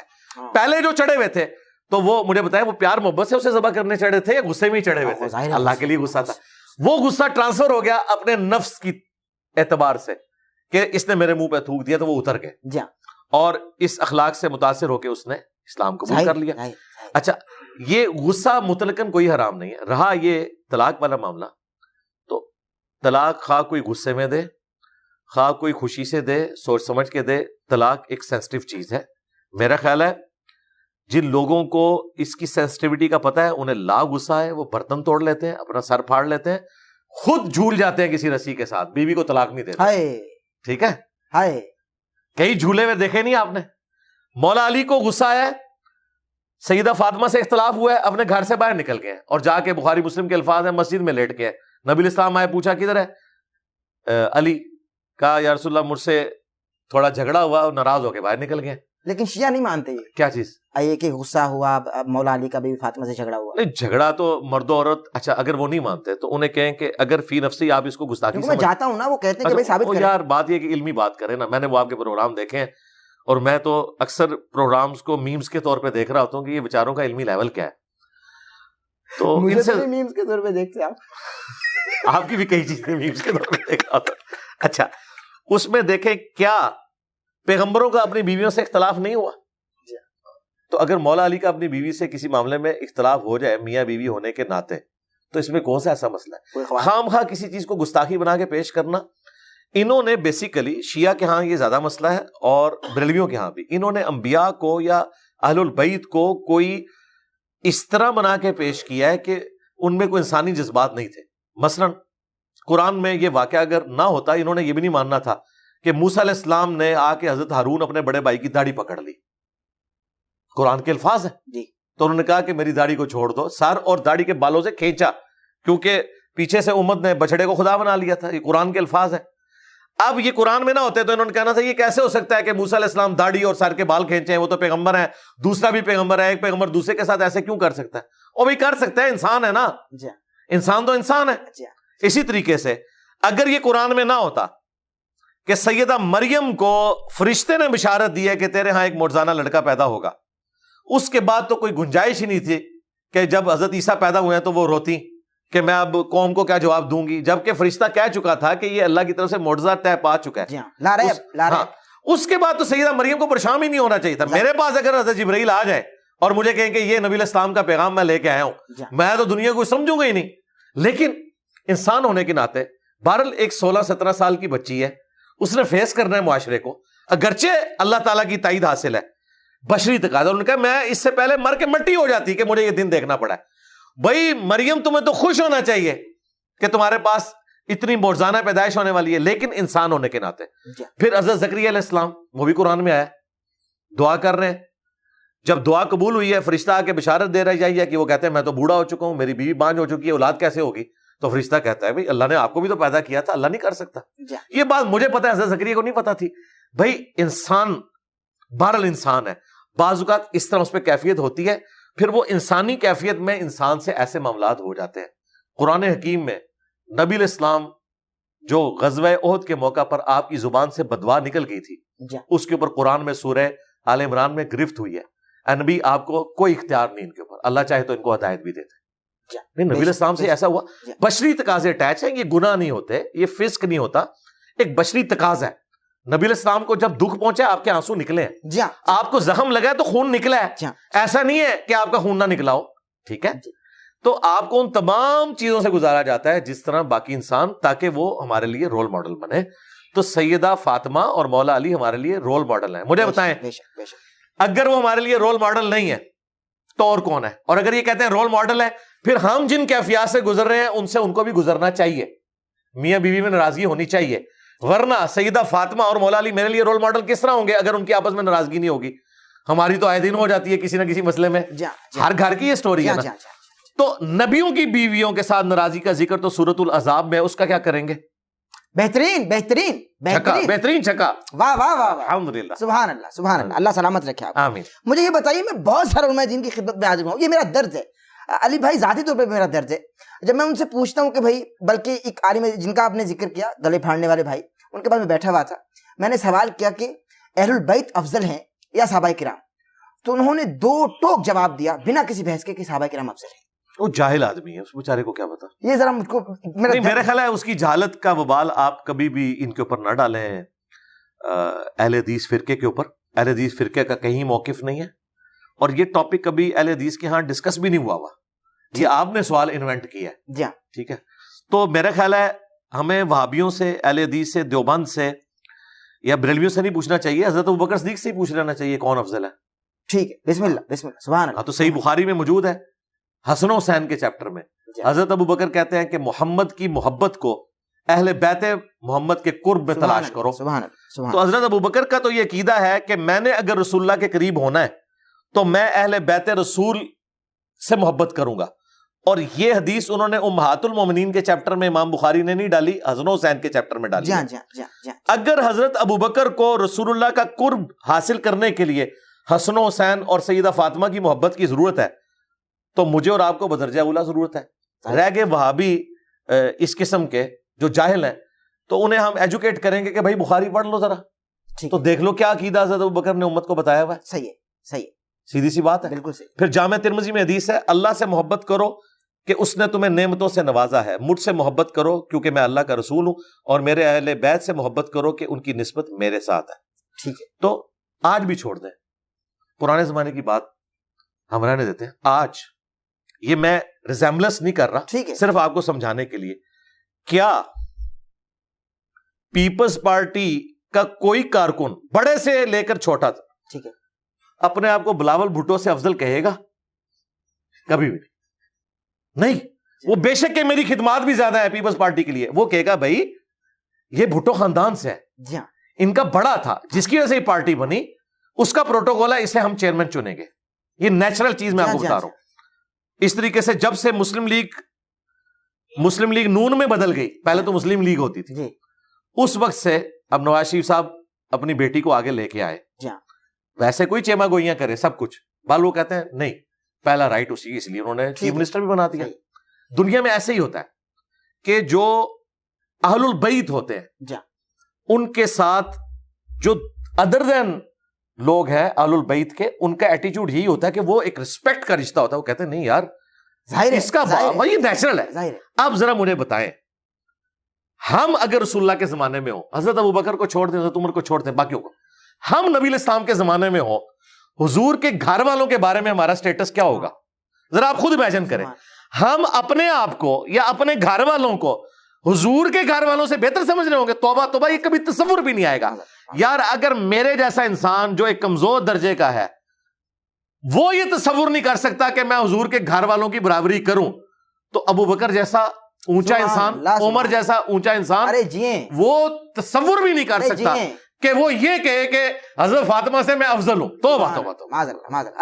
یہی درد ہے, یہی تکلیف ہے, یہ جہالت ہے ان بیچاروں کی, ان کو نہیں پتا کہ جب ابو بکر صدیق رضی اللہ تعالیٰ عنہ نے خود کو ان سے افضل نہیں کہا, عمر فاروق نے نہیں کہا, جناب عثمان غنی نے نہیں کہا, یہ کون ہوتے ہیں کہنے والے؟ یہ ہوتے ہیں کہ یہ سنی شیعہ جب فرقے بنے نا, اس کے بعد یہ سارے کا سارا تماشا شروع ہے.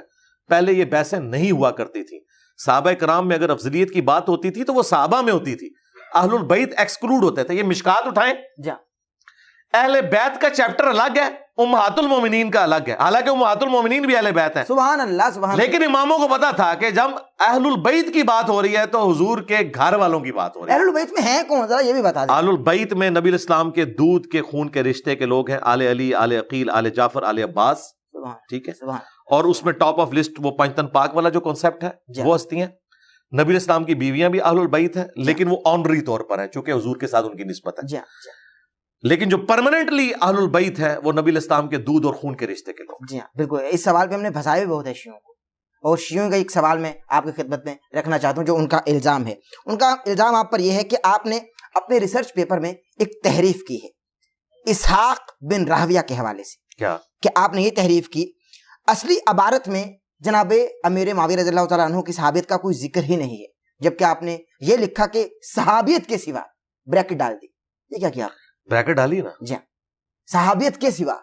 صحابیت کے سوا, یہ پہلی بات یہ ہے کہ یہ جو عبارت میں نے نقل کی ہے نا, یہ ابن حجر اسقلانی کی نقل کی. جی جی, انہوں نے سارے اماموں کو کوٹ کیا ہے, اور اس عبارت میں انہوں نے ذکر معاویہ کو ڈسکس کیا ہے کہ امام بخاری نے ذکر معاویہ چیپٹر کیوں باندھا ہے, جی, فضیلت معاویہ کیوں نہیں باندھا.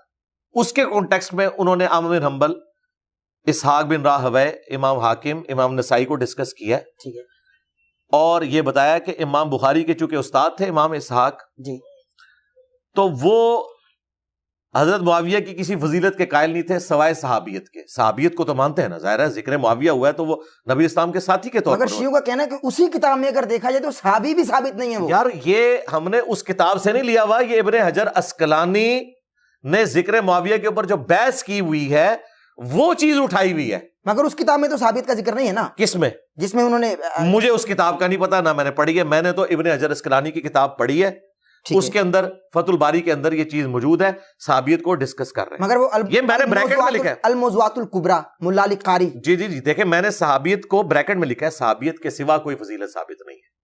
ٹھیک ہے نا, صحیح. میں نے یہ نہیں کہا کہ کوئی فضیلت ثابت ہے, صحابی ہونا بھی تو ایک فضیلت ہے نا, ظاہر ہے. ہاں, تو وہ میں نے بریکٹ میں ڈالا ہے. میں نے اس جملے کو کسی کے منہ میں نہیں ڈالا, بریکٹ میں ڈالا ہے. اور امام اسحاق بن راہویہ اہل سنت کے امام ہیں, اگر آپ ان کو قبر سے نکال کے زندہ کر کے پوچھیں کہ حضرت معاویہ کو تم صحابی مانتے ہو, تو وہ کہیں گے میں مانتا ہوں. سب سے زیادہ اگر کوئی اختلاف رائے کیا ہے نا کسی امام نے بنو امیہ کے خلاف, وہ امام حاکم ہے, المستدرک للحاکم جنہوں نے لکھی ہے, انہوں نے تو چھوڑا ہی کچھ نہیں ہے. اسی لیے اہل سنت کے بعد لوگ ان کو شیعہ کہنا شروع ہو گئے تھے. امام حاکم جتنے ہارڈ لائنر ہیں بنو امیہ کے اوپر, میں مولانا اسحاق یا شیخ عدنان ابراہیم یا حسن فران مالکی اتنے ہارڈ لائنر نہیں جتنے امام حاکم تھے. اس کے باوجود انہوں نے مستدرک للحاکم میں حضرت معاویہ سے حدیثیں لی ہوئی ہیں. ٹھیک، صحابی وہ مانتے تھے صاحب. صحیح، بالکل صحیح، بالکل صحیح. اگلا سوال آپ کی خدمت میں رکھتا ہوں، بس چند سوالات ہیں. آپ کی مہربانی، آپ ماشاءاللہ وقت دے رہے ہیں. مجھے بتائیے کہ حضرت جناب امیر معاویہ کی حکمت عملی کی تعریف کرتے ہوئے آپ نے بہترین واقعہ ڈسکس کیا اور ناظرین سے شیئر بھی کیا. آپ نے بتایا کہ وہ مسجد کے ساتھ ایک کمرہ تھا مقصورہ، وہاں نماز ادا کیا کرتے تھے، وہیں پہ نماز، صحیح مسلم میں حدیث ہے. جی ہاں، وہیں پہ نماز پڑھا کرتے تھے وہ. جبکہ مولا علی علیہ السلام درویشوں کی طرح مسجد میں چلے گئے اور مرڈر کر دیا گیا. پھر آپ نے یہ کہا کہ میں مولا علی کو مشورہ دیتا ہوں کہ ان کو بھی باڈی گارڈ رکھنے چاہیے تھے. جی جی جی. نبی کریم صلی اللہ علیہ وآلہ وسلم کی حدیث ہے، انا مدینۃ العلم و علی بابوہا، یعنی جو علی بابوہا کی منزل پر ہو، ایک عام بشر کون ہوتا ہے کہ وہ علی کو مشورہ دے رہا ہے؟ مشورہ تو دیا جاتا ہے، باقی ان کی مرضی ہے. ہم تو اپنی ریکویسٹ، یعنی آپ مولا علی کو مشورہ دیں گے؟ جی میں تو کہتا ہوں نبی علیہ السلام دنیا میں موجود ہوتے، ہم انہیں بھی مشورہ دیتے. مثلاً میں ایک مشورہ ضرور دیتا کہ جب نبی علیہ السلام کو یہ اختیار دیا گیا، بخاری مسلم میں آتا ہے کہ کوئی نبی اس وقت تک دنیا سے نہیں جاتا جب تک کہ اللہ تعالیٰ انہیں اختیار نہ دے دے کہ چاہے تو وہ امت میں رہیں اور چاہے اللہ کے پاس چلے جائیں. تو میں حضور کو مشورہ دیتا کہ یا رسول اللہ آپ امت میں ہی رہیں تاکہ امت گمراہی نہ ہو، ہم آپ کے نواسوں کا قتل دیکھیں ہی نہ، آپ ہوں گے امت جڑی رہے گی، یا کچھ عرصہ اور گزار لیں آپ تاکہ جو نیو مسلم ہے ان کی مزید تربیت ہو. ہم یہ ریکویسٹ تو کر سکتے ہیں کہ نبی اسلام کے ساتھ ہماری صحبت زیادہ ہو. اس قسم کی جو خواہشات ہیں جی، ان کا اظہار کرنا، مشورہ دینا، یہ مشورہ یہ نہیں ہوتا کہ آپ کسی کو انڈرمائن کر رہے ہیں کہ وہ غلط سوچ رہے ہیں. مگر اس طرح کے جب مشورے دیے جاتے ہیں نا، اس کے بعد کیا ہوتا ہے کہ جو بڑی ہستیاں ہوتی ہیں نا، وہ اس کو کلیریفائی کر دیتی ہے کہ بھائی تمہارا مشورہ اپنی جگہ، لیکن اس کے پیچھے یہ والی حکمت ہے. ہاں جب کبھی حکم آ جائے نا پھر ہم مشورہ نہیں دیں گے. جس طرح جب حکم آ گیا کہ میرا نام کاٹ دو، مولا علی کو حکم دیا نا کہ کاٹ دو، صحیح، انہوں نے مشورہ رکھا. جی ہاں، اب آ جائیں گے، جی ہاں. کیا حضرت علی کو مشورہ دینا چاہیے تھا نبی علیہ السلام کو جب حضور کہہ رہے ہیں کاٹ دو؟ نبی علیہ السلام خود فرما رہے ہیں نا، انا مدینۃ العلم. نہیں وہ ٹھیک ہے. اب یہاں ہے بخاری میں ہے، نبی علیہ السلام نے کہا کہ محمد رسول اللہ کو مٹا دو اور محمد بن عبداللہ لکھو. کس نے کہا؟ نبی نے. کس کو کہا؟ مولا علی کو. مولا علی نے کیا کہا؟ میں نہیں مٹاتا. تو بہت بات آگے چلے گی نا، اس کی ہم تعویل کریں گے. ادب میں کہا. نہیں ادب میں نہیں کہا، محبت میں کہا ہے. محبت ادب نہیں ادب یہ ہے آپ کے جملے میں نہ محبت ہے سرکار. میں بتاتا ہوں، آپ تو انجینئر بن گئے. نہیں پہلے ادھر انجینئر ہے تو میں انجینئر کوئی ایسی مثال آ سکتی ہے نا. ادب یہ ہے کہ بڑا جو کہہ رہا ہے چاہے دل کو برا بھی لگے وہ کر گزرو، یہ ادب ہے. صحیح، ہاں ٹھیک ہے. تو حضرت علی اگر ادب والا ایلیمنٹ لیتے نا تو انہیں آرگومنٹ کرنا ہی نہیں چاہیے تھا کہ میرے نبی نے کہا یہ میں نے مٹایا، یہ لکھ دیا، کیونکہ کاتب وحی. مگر ان کے دل میں رک جائے نا میری بات، میری بات بات تو سن جائے نا. میں نے آپ کی بات سمجھ لی، آپ نے جو بھی کہنا مجھے پہلے پتا ہے کہ آپ نے کیا کہنا ہے، میں جواب دے رہا ہوں. میں آپ کو سٹیپ وائز لے کے آ رہا ہوں. ادب یہ تھا کہ بڑا کہہ رہا ہے، جو کہہ رہا ہے میں کر گزروں. لیکن محبت یہ کہہ رہی تھی کہ دل نہیں مان رہا. اگر وہ مان لیتے تو ادب ہوتا، نہیں مانا تو بے ادبی نہیں ہوئی. ہم نہیں بے ادبی اس کو کہہ رہے. محبت کا انہوں نے اظہار کیا اور نبی الاسلام نے اس کو ایکسپٹ کر لیا. آپ نے کہا مجھے دو، چلو میں مٹا دیتا ہوں. جس طرح نبی علیہ السلام کے حکم فرمانے کو اور حضرت علی کے یہ مشورہ دینے کو کہ یا رسول اللہ میں تو نہیں مٹاؤں گا، میں تو آپ کو اللہ کا رسول مانتا ہوں، نہ صرف مشورہ دیا بلکہ حضور کی بات بھی نہیں مانی، اس معاملے کو رسول اللہ کے سپرد کر دیا، یہ گستاخی نہیں ہے نا؟ تو ہمارا بھی حضرت علی کو مشورہ دینا کوئی گستاخی نہیں ہے، ہمارے محبت ہی ہے. ٹھیک ہے، صحیح ہے، صحیح ہے، میں نے ثابت کر دیا. ہم نے تو مولا علی سے یہ سیکھا ہے. ٹھیک ہے، یہ محبت ہے. صحیح ہے، صحیح ہے، بالکل صحیح. علی بھائی میں اگلا سوال آپ کی خدمت میں رکھ رہا ہوں. پچھلے پوڈ کاسٹ میں، بلکہ یہاں میں کلپ بھی چلوانا چاہتا ہوں پچھلے پوڈ کاسٹ کا جو ہماری گفتگو ہوئی ہمارے ماں بہن، گنبد خضرا کو لے کر ذرا بحث ہوئی. گنبد خضرا کو نبی کریم صلی اللہ علیہ وآلہ وسلم کی نافرمانی میں بنایا گیا. جی جی بالکل، کیونکہ آپ نے باقاعدہ احادیث سے ثابت بھی کر دیا. آپ کے لائیو ویڈیو سیشن میں جو آپ لائیو سیشن کرتے ہیں، آپ کے بیک گراؤنڈ پر باقاعدہ گنبد خضرا کو دیکھا جاتا ہے اور آپ ماشاءاللہ گفتگو فرما رہے ہو بہترین دلائل کے ساتھ، استاد الدلائل میں تو یہ کہوں گا، اور آپ گفتگو فرماتے ہیں. جو گنبد نبی کریم صلی اللہ علیہ وآلہ وسلم کی نافرمانی میں بنایا گیا، وہی نافرمانی والی چیز آپ اپنے بیک گراؤنڈ میں لگا رہے ہیں. بہت اچھا کوشچن. جب ہے ہی نافرمانی تو آپ بیک گراؤنڈ پہ کیوں لگا رہے ہیں بھائی؟ دیکھیں اچھی بات ہے، یہ ویڈیو ریکارڈنگ میں آ جائے گی یہ بات. یہ ایک یونیک کوشچن ہے، میرا خیال ہے پوری گفتگو میں ایک نیا کوشچن آپ سامنے لے کے آئے، تو یقیناً جب آپ مجھ سے پوچھ رہے ہیں تو میں اس کا جواب دوں گا. ظاہر ہے آپ دیں گے. پہلی بات یہ ہے، بخاری مسلم میں حدیث ہے، نبی علیہ السلام نے فرمایا 3 مسجدوں کے سوا کسی مسجد کے لیے سفر نہ کرو، اس میں بیت اللہ شریف، مسجد نبوی اور بیت المقدس، یہ 3 مساجد ہیں۔ وہ مسجد نبوی شریف میرے پیچھے نظر آ رہی ہوتی ہے، اور مسجد نبوی کا ہی پریکٹیکلی اس وقت ایک حصہ روضہ رسول بن چکا ہے، پہلے یہ ملحقہ تھا۔ اب روضہ شریف سے تو ہماری کوئی دشمنی نہیں، نعوذ باللہ، اس کی محبت تو ہمارے ایمان کا حصہ ہے۔ روضہ شریف کے اوپر قبضہ کر کے کل کو بریلویوں کے جو ڈبہ پیر ہیں وہاں پہ قوالی بھی شروع کروا دیں، نعوذ باللہ، اگر ایسا ہو جائے تب بھی روضہ شریف کے ساتھ تو ہماری محبت رہے گی نا، کوئی شک نہیں۔ ہمیں اس گنبد کی ایکٹیویٹی سے اختلاف ہے، قبر رسول سے کوئی اختلاف نہیں ہے۔ وہ گنبد تو انہوں نے رکھا نا، ٹھیک ہے، وہ بیک گراؤنڈ میں قبر رسول نظر آ رہی ہے آپ کو، اور مسجد نبوی نظر آ رہی ہے، صحیح ہے۔ گنبد خضرا نہیں ہے۔ گنبد خضرا ہوتا اگر صرف میں نے گنبد اپنے پیچھے لگایا ہوتا، گنبد خضرا نہیں نظر آ رہا، پوری مسجد نبوی ہے، روضہ شریف ہے، اور اس میں بھی گنبد اوپر نظر آ رہا ہے، نیچے روضہ شریف ہے۔ وہ بیسیکلی نبی علیہ السلام کی قبر مبارک جس جگہ پہ ہے اور جہاں آپ نماز پڑھتے تھے وہ جگہ میں نے اپنے بیک گراؤنڈ میں لگائی ہوئی ہے، گنبد خضرا نہیں لگائی ہوئی۔ گنبد پریکٹیکلی وہاں لگا دیا اگر کسی نے، اس کا جرم ہے۔ اس کے بعد آپ یہ مجھے بتائیں، اس میں تو چند وابی بھی نظر آ رہے ہیں پیچھے، تو وابی تو نجدی ہیں، وابی گستاخ رسول ہیں، وابی مسجد میں گھس جائیں تو غسل مسجد کے اوپر واجب ہو جاتا ہے، اعلیٰ حضرت فرماتے ہیں۔ تو بھائی وہ میں نے وابی نہیں پیچھے لگائے ہوئے، میں نے مسجد نبوی کا عکس لگایا ہوا ہے۔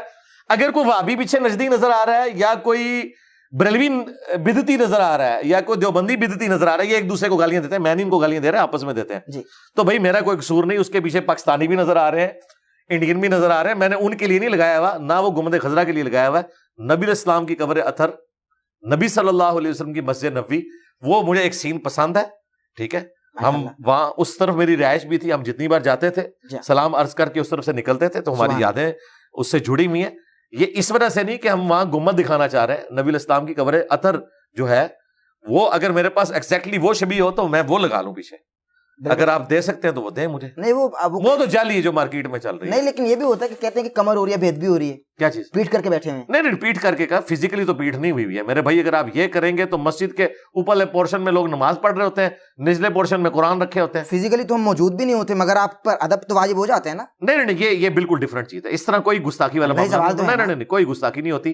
اور دوسرا میں نے اس کی بھی احتیاط کی ہوئی ہے، میں آپ کو بتاؤں، مجھے پتا تھا اس پہ کوئی اعتراض کر سکتا ہے۔ وہ گنبد شریف میرے سائڈ پہ نظر آتا ہے، سائڈ پہ، ہاں، کمر پھر بھی نہیں ہو رہی ہے۔ یہ میں نے جان بوجھ کے اس کو آف سیٹ کر کے رکھا، اور سرکار آف سیٹ کر کے رکھا ہوا ہے، آف سیٹ کر کے رکھا ہوا ہے، ٹھیک ہے، صحیح ہے، صحیح ہے۔ اس وقت بھی میں جہاں کمر کیے ہوں نا، روضہ شریف پیچھے ہے بالکل، یہ دیکھیں قبلہ رخ ہے اس طرف، تو اس کے اوپر کوئی شریک نہیں۔ میں سوال آپ کی خدمت میں رکھتا ہوں، آپ کے کلپس میں یہ سنا، چونکہ میں کلپس آپ کے دیکھتا ہوں اور وہیں سے سوال میں ظاہر کھٹے کر کے لائی ہوں، کوئی مولوی تو سوال مجھ کو بتاتا نہیں ہے، مجھ سے بھی نفرت۔ اچھا مجھے بتائیں، آپ ہمارے کلپ بیچ میں لا کے گھسیڑ دیتے ہیں، اس کلپ میں جو پوچھ رہا ہوتا ہوں وہ بھی تو مولوی سے پوچھا کریں۔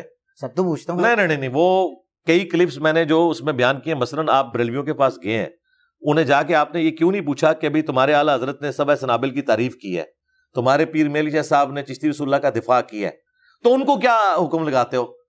یہ آپ نے ابھی تک کسی آپ کی ویڈیو میں نے نہیں دیکھا۔ ایک بڑے عالم دین سے یہی پوچھنے جا رہا ہوں۔ نہیں دیکھیں، میری بات صحیح ثابت ہوگی، آج تک آپ نے نہیں پوچھا، حالانکہ کلپ میرا وہی لگایا ہوتا ہے، وہ کلپ بھی اگر آپ ان سے پوچھ لیں نا، اسی لیے وہ جو ایک بندہ بھاگا نا آپ کی پوڈ کاسٹ سے، اسے پتا تھا کہ کہیں یہ نہ پوچھ لیں، تو میں پھر کیا کروں گا، میں تو خود اس مناظر میں بیٹھا ہوا سبحان اللہ پڑھ رہا ہوں، وہ اس لیے بیچارہ بھاگ گیا ہے کیونکہ آپ نے اسے پوچھنا تھا کہ یہ آپ نے سبحان اللہ کس پہ پڑھا تھا، چشتی رسول اللہ پہ پڑھا تھا۔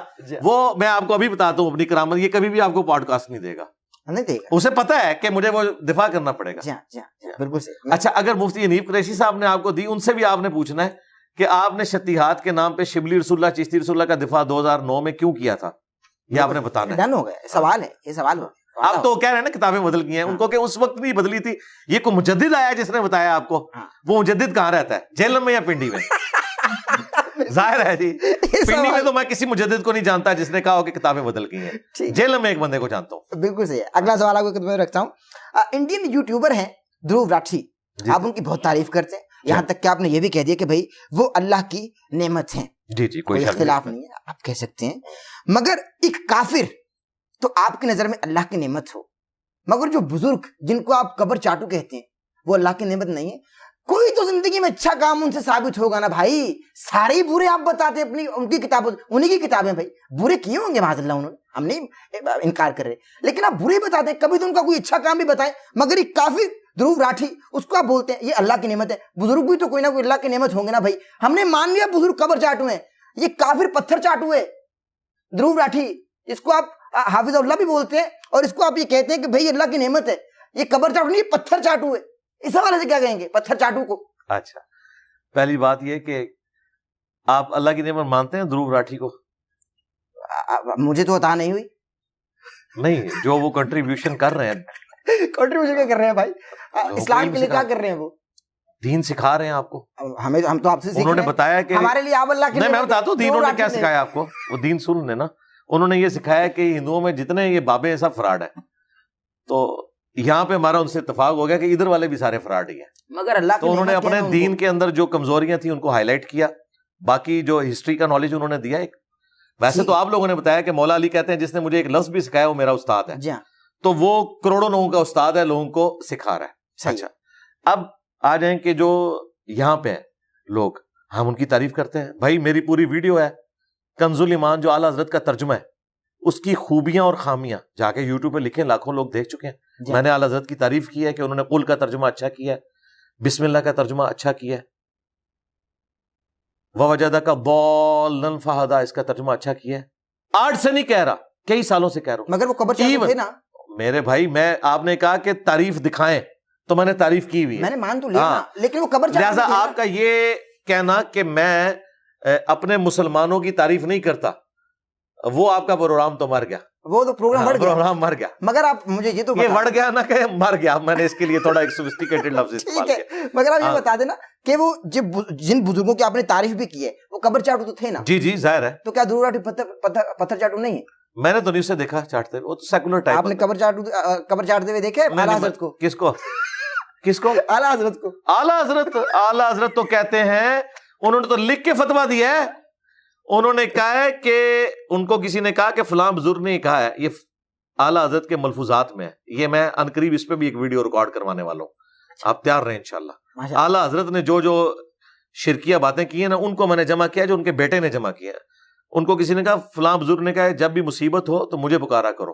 ٹھیک ہے. تو انہوں نے کہا کہ بھائی میرا حال تو یہ ہے کہ میں نے ایک ہی در پکڑ لیا ہے, مجھے جب بھی کوئی مصیبت ہوتی ہے تو میں اسی کو پکارتا ہوں. عام مسلمان سمجھ رہا ہوگا کہ وہ اللہ کے در کی بات کر رہے ہیں. نہیں, ان کا عبد القادر جیلانی. اچھا, تو وہ تو بھائی عبد القادر جیلانی کو خدا کے مقابلے پہ مانے ہوئے ہیں.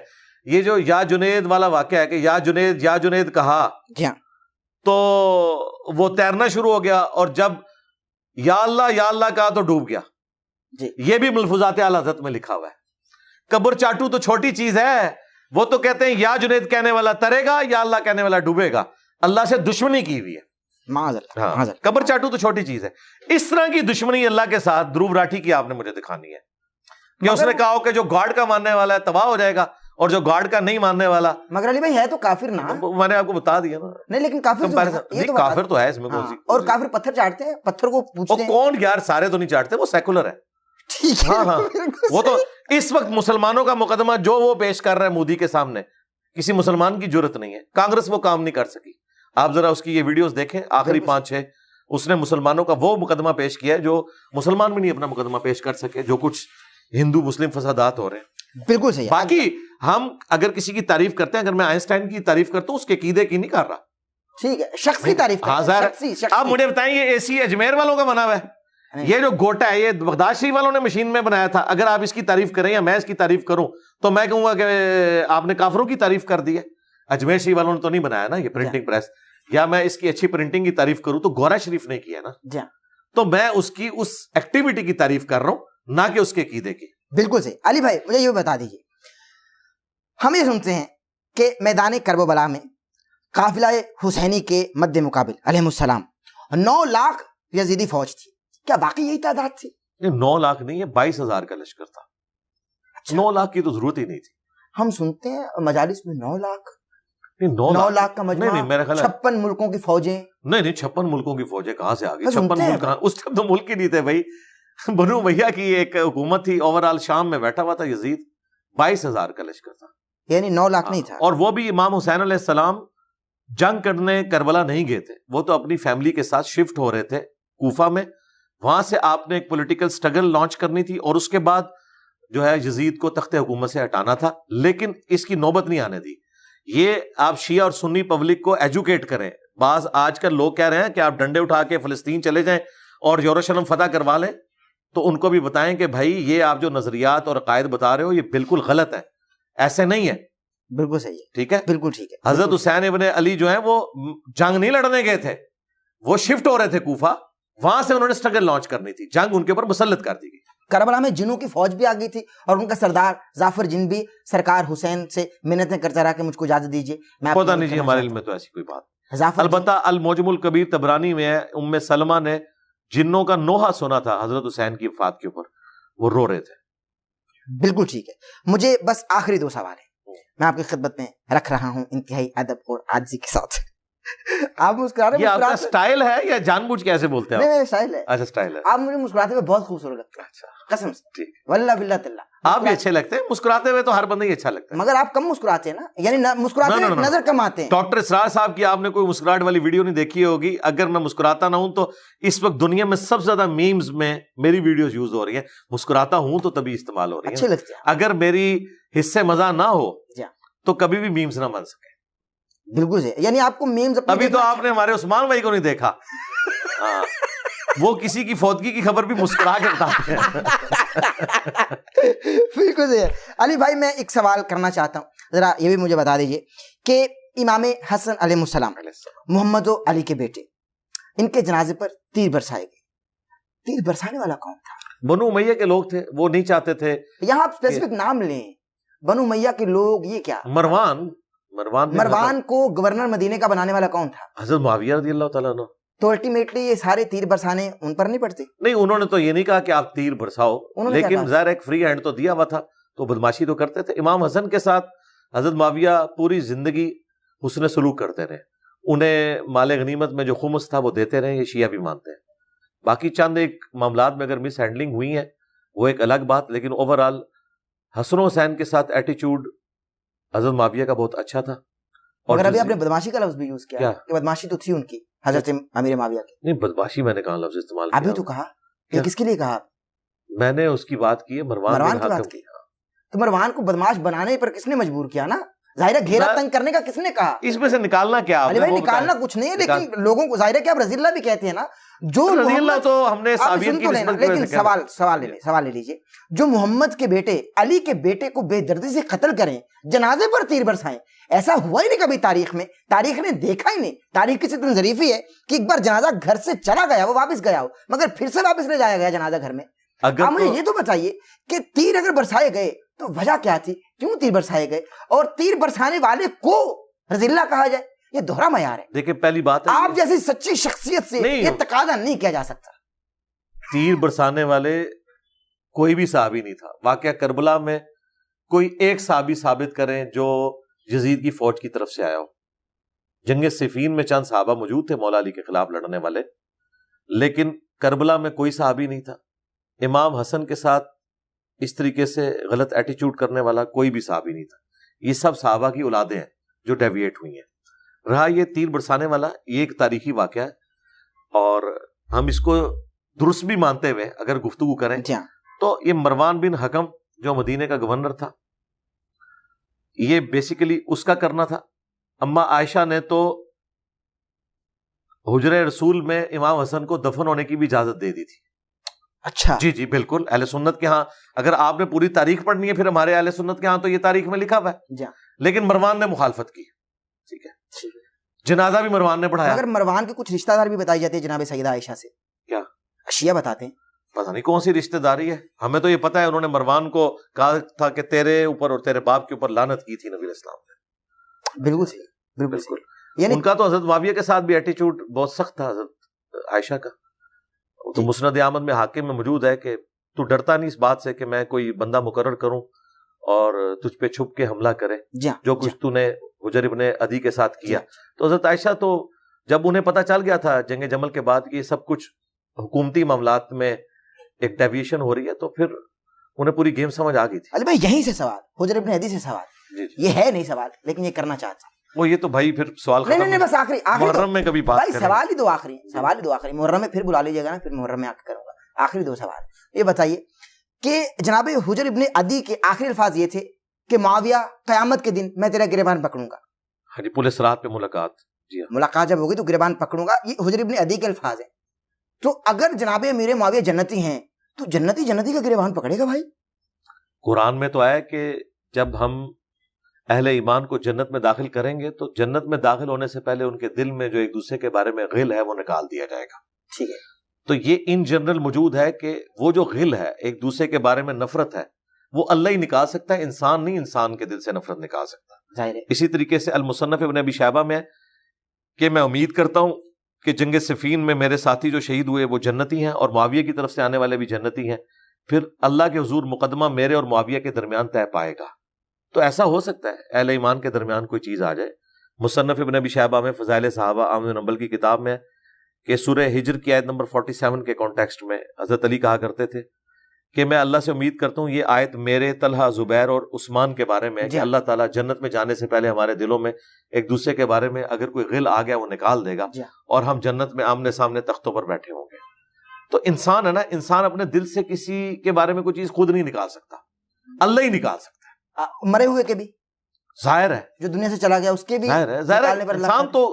انسان کچھ نہیں کر سکتا نا, اپنے اوپر قادر تو نہیں ہے. ٹھیک ہے, صرف زبان پہ کنٹرول کر سکتا ہے, وہ ہم نے آج تک کیا ہوا اللہ کے فضل سے.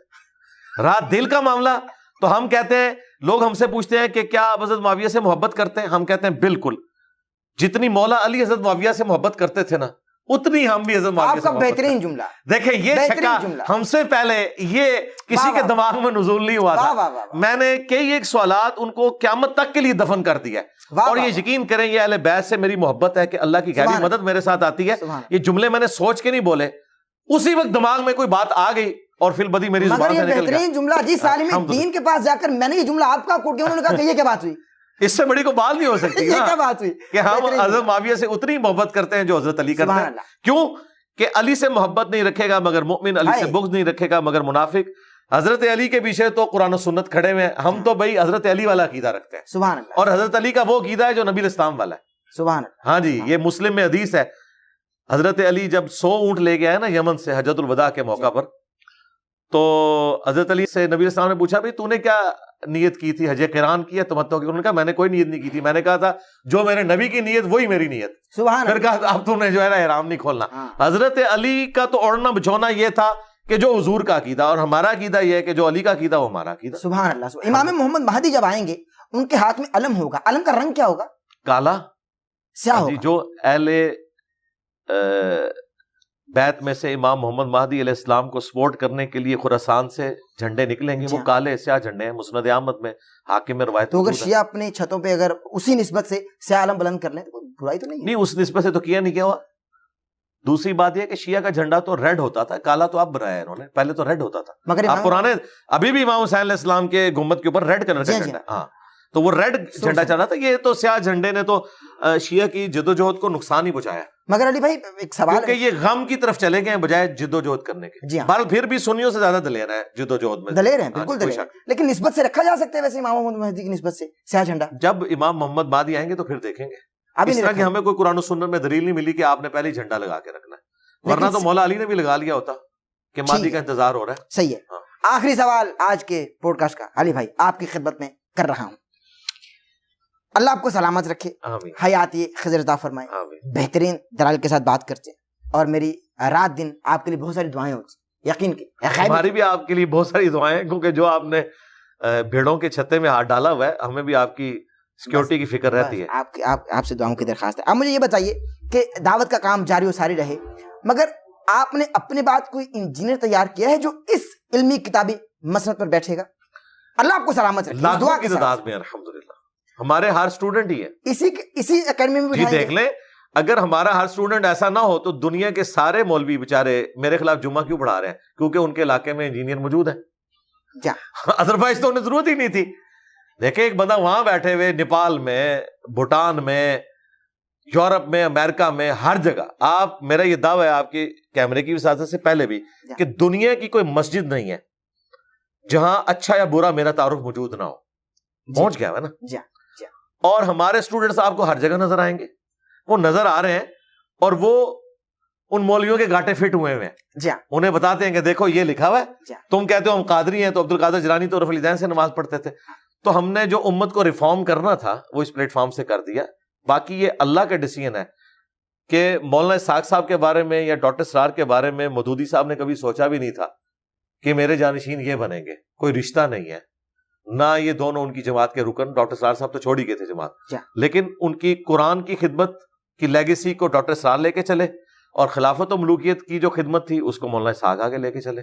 مولانا اسحاق صاحب نے سوچا بھی نہیں تھا کہ انجینئر صاحب کے ذریعے یہ آگے کام چلے گا اہل بیت کے دفاع کا، یہ کسی نے سوچا نہیں ہوتا، یہ اللہ نے اپنے بندوں کو اٹھانا ہوتا ہے. بالکل صحیح. علی بھائی بہت قدردان ہوں آپ کا، بہت مشکور ہوں آپ کا، آپ نے قیمتی وقت عطا فرمایا، اللہ آپ کو سلامت رکھے، اسی طرح آپ بہاریں لگائے رکھیں.